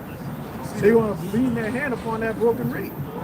Because that's going to be to them, all of their carnal senses is going to be telling them, well, we just got to trust the government that they know best for us. That they'll figure it out. This is what we got elected officials in here for. But your elected officials are being told what to do, and they're not even elected. They're selected, and they're being told what to do by the NGOs, who are now coming out, revelation of the method, and telling you exactly what their method is, the method deal. Because they got a short time, so they got to just be out with it. The sorcery ain't, it takes a lot longer to do sorcery when you got to do a lot more hidden shit. You got to make it look more nicer. But now they come out, yo, fuck it, this is what we got doing. We opening portals. We over here, Trump saying, not Trump, Elon Musk said, we talking to demons. I think about the Roman Empire every day. So they're coming out and telling you what it is now. Changing his name. KK is Maximus. Where the Greek stuff. Roman, you know, but it's so like my favorite word, diabolical. Yeah. Esau is bringing it all up because he's got the people actually wanting these things to happen. You see what I'm saying? Because here it is. Trump says, "Oh, I'm going to eliminate the IRS." Yeah, of course. Yeah, eliminate the IRS. Look what they're using our money for. Yeah, we don't need to be having these taxes and all that shit. Okay, cool. Well, we're going to replace it with UBI. You like that? Yeah, I mean, we're all going to get money, right? So that's good. And then they turn around and say, oh, look, we just found out that we just did the tax auditing. It turns out that USA is misusing your tax dollars. So we got to eliminate USA. Oh, man, that's a good thing, man. See, now we don't need to worry about our money being sent over to Palestine for them to buy $50 million worth of condoms, and they're going to use it to make bombs. Dumbass people believe that shit. Yep. They said it, niggas was believing it too. I said, yo, I went to a customer's house doing some job. The dude is sitting there. He said he was an ex-military dude, whatever. He's like, can you believe what they're using our money for? I said, well, what's going on? He said, man, they're sending over $50 million overseas and they're buying, guess what? I said, what?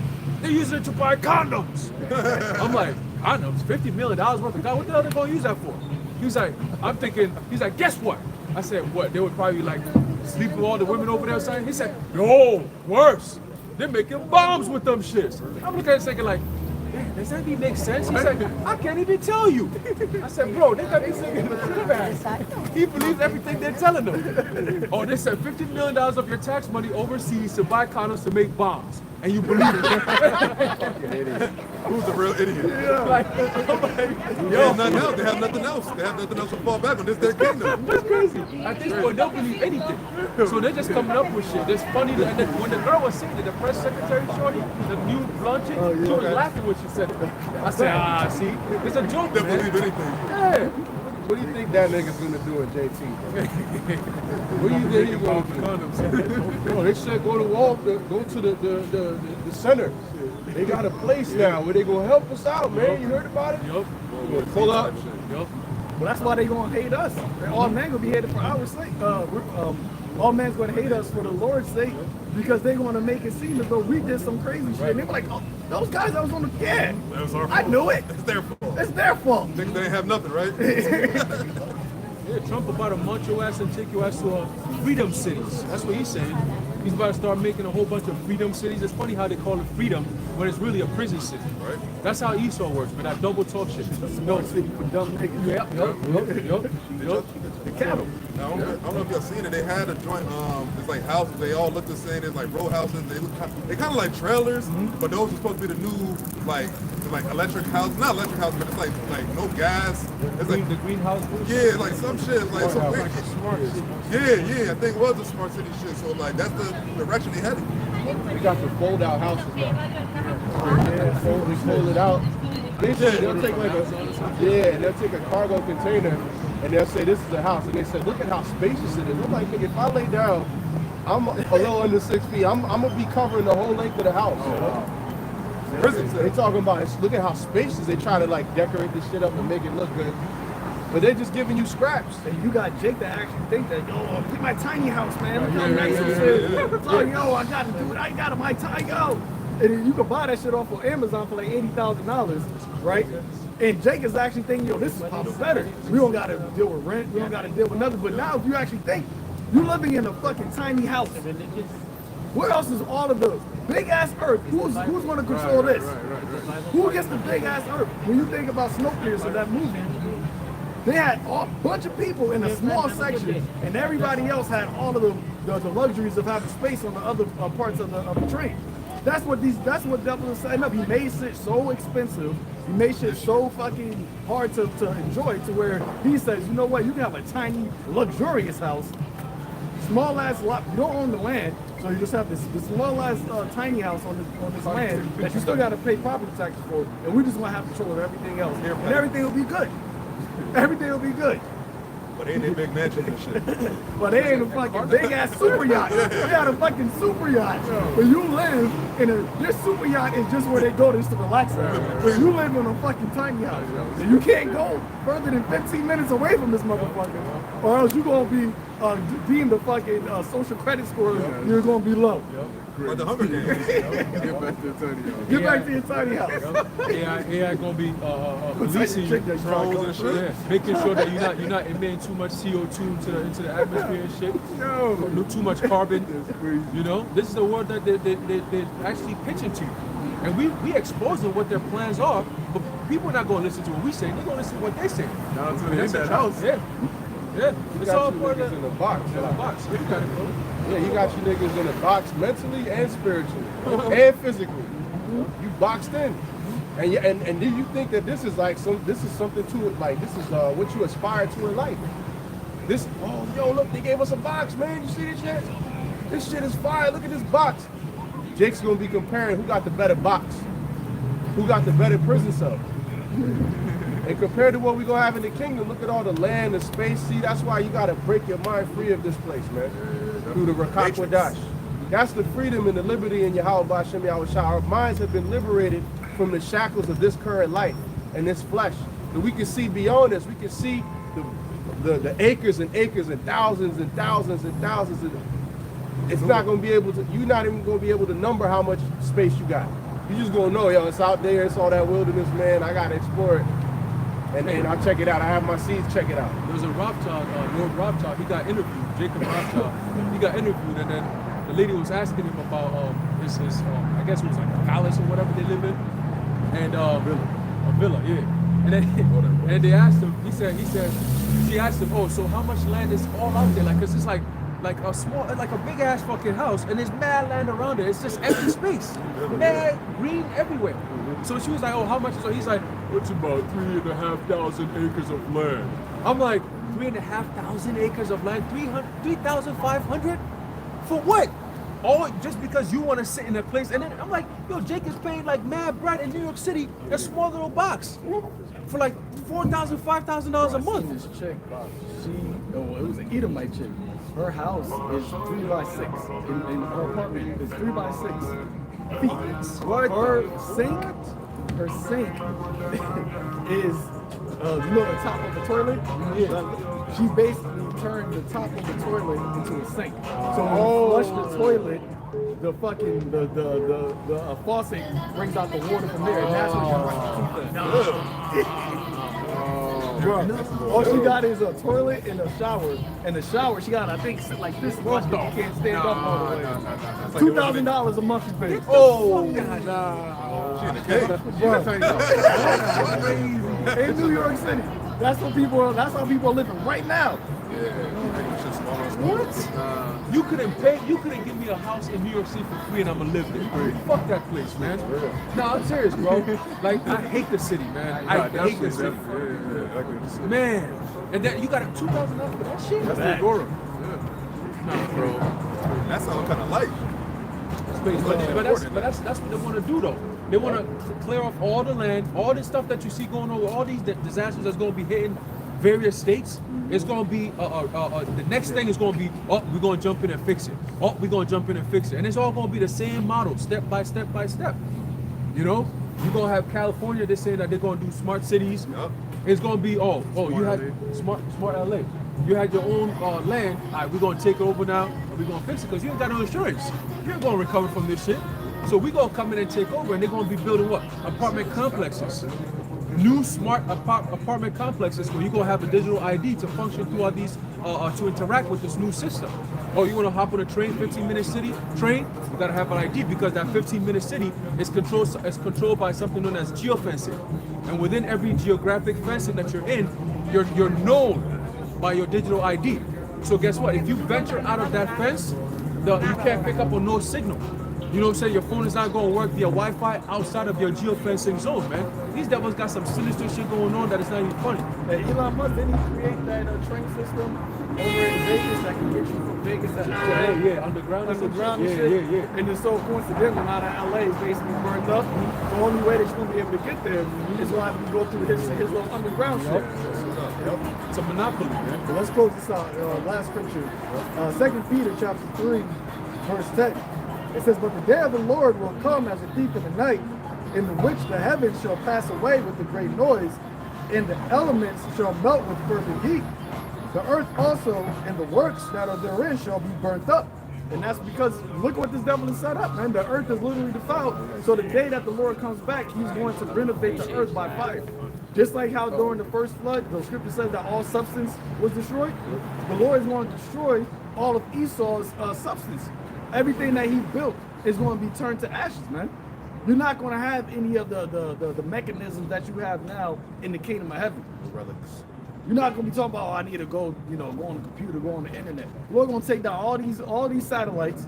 The phones ain't going to work.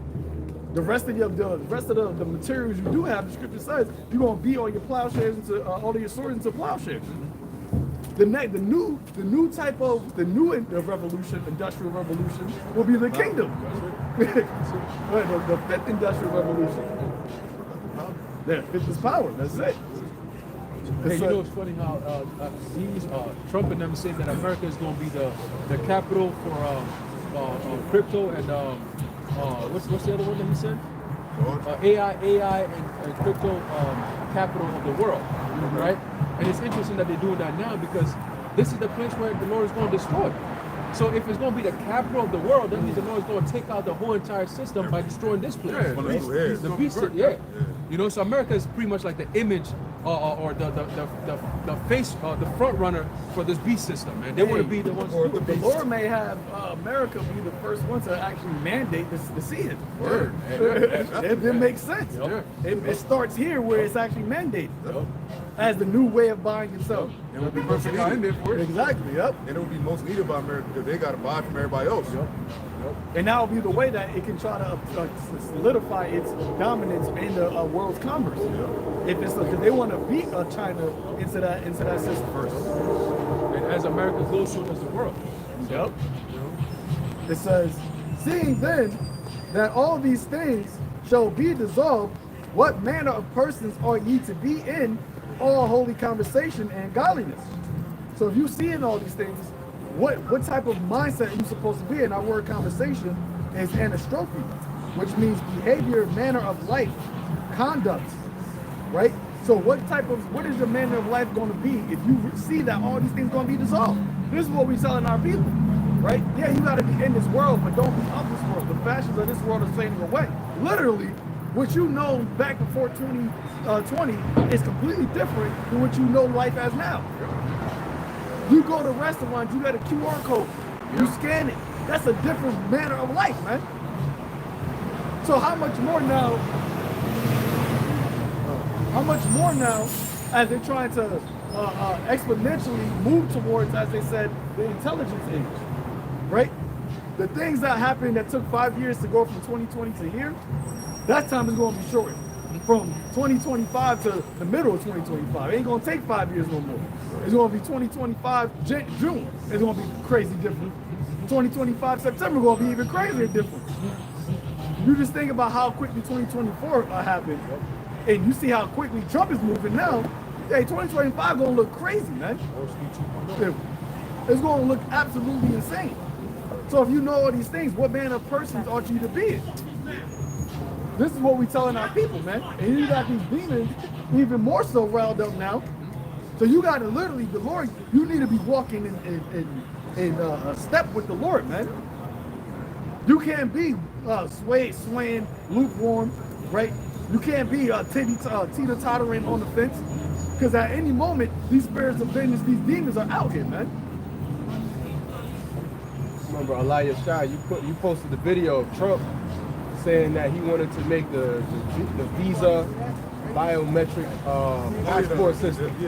That was during his other presidency. 2017. So now we almost 10 years later, and you don't think he's about to do that? And that was plastered all over the internet. And it was over all different types of websites. And when you actually listen to what he said that this was something that was already legislation in Congress that they've been moving. But Congress, he said Congress haven't been doing anything. But under my administration, I'm actually going to bring it out. Because remember what Biden said in that interview years ago. You will preside over whether or not. So that was So that was years ago. So this is already in the legislation. You talk about during the Obama era where they had the CHIP in it. They talk about being able to track people's medical identification or medical records through CHIP. That was during the Obama administration that was passed. Healthcare. The healthcare, Obamacare. So all these things is already in the system, man. It's already in the Congress. So when all they was waiting for was the actual time, as King Charles said, for 2020, the golden opportunity to seize the moment. To seize the moment. This was that time. That's why they're saying it's the Great Reset, and that didn't change. The reset it wasn't accomplished yet. The reset is happening right now. I mean, I got it short, but they talking about their goals is like 2026, 2027, 2028, 2030. They're not even talking that far ahead. They talk about what they want to do within these next few years. With the war and it's all the technology like the currency. It says, looking forward and hastening until the coming of the day of the Most High, wherein the heavens being on fire shall be dissolved, and the elements shall melt with fervent heat. Nevertheless, we, all right, the elect, according to his promise, look for a new heavens and a new earth, wherein dwelleth righteousness. And that is what we're looking for. And that is what we are out here giving our, making our call and election sure for. Because we see what the devil is doing, and we see the type of society that he is bringing forth. And if it's not for the Lord to actually deliver us, then we will be swept and taken into that, man. There will be no flesh saved. Brothers don't even have children now, but there will be no future in actually existence, man. That's why Paul said it. In this life we have hope, then we're men most miserable. We are looking for Yahweh Shai to come and set up a righteous kingdom in order on the earth where we can actually live, actually have life, an abundant life, man. You know, so if any brother got anything else, there you now. We about to dip. So, you know, with that, we're going to close it out, giving all praises to Yahweh Ba'ashem, Yahweh Shai Ba'ashem, Ba'ashem. So next time, Shalom, to the house of David. Shalom.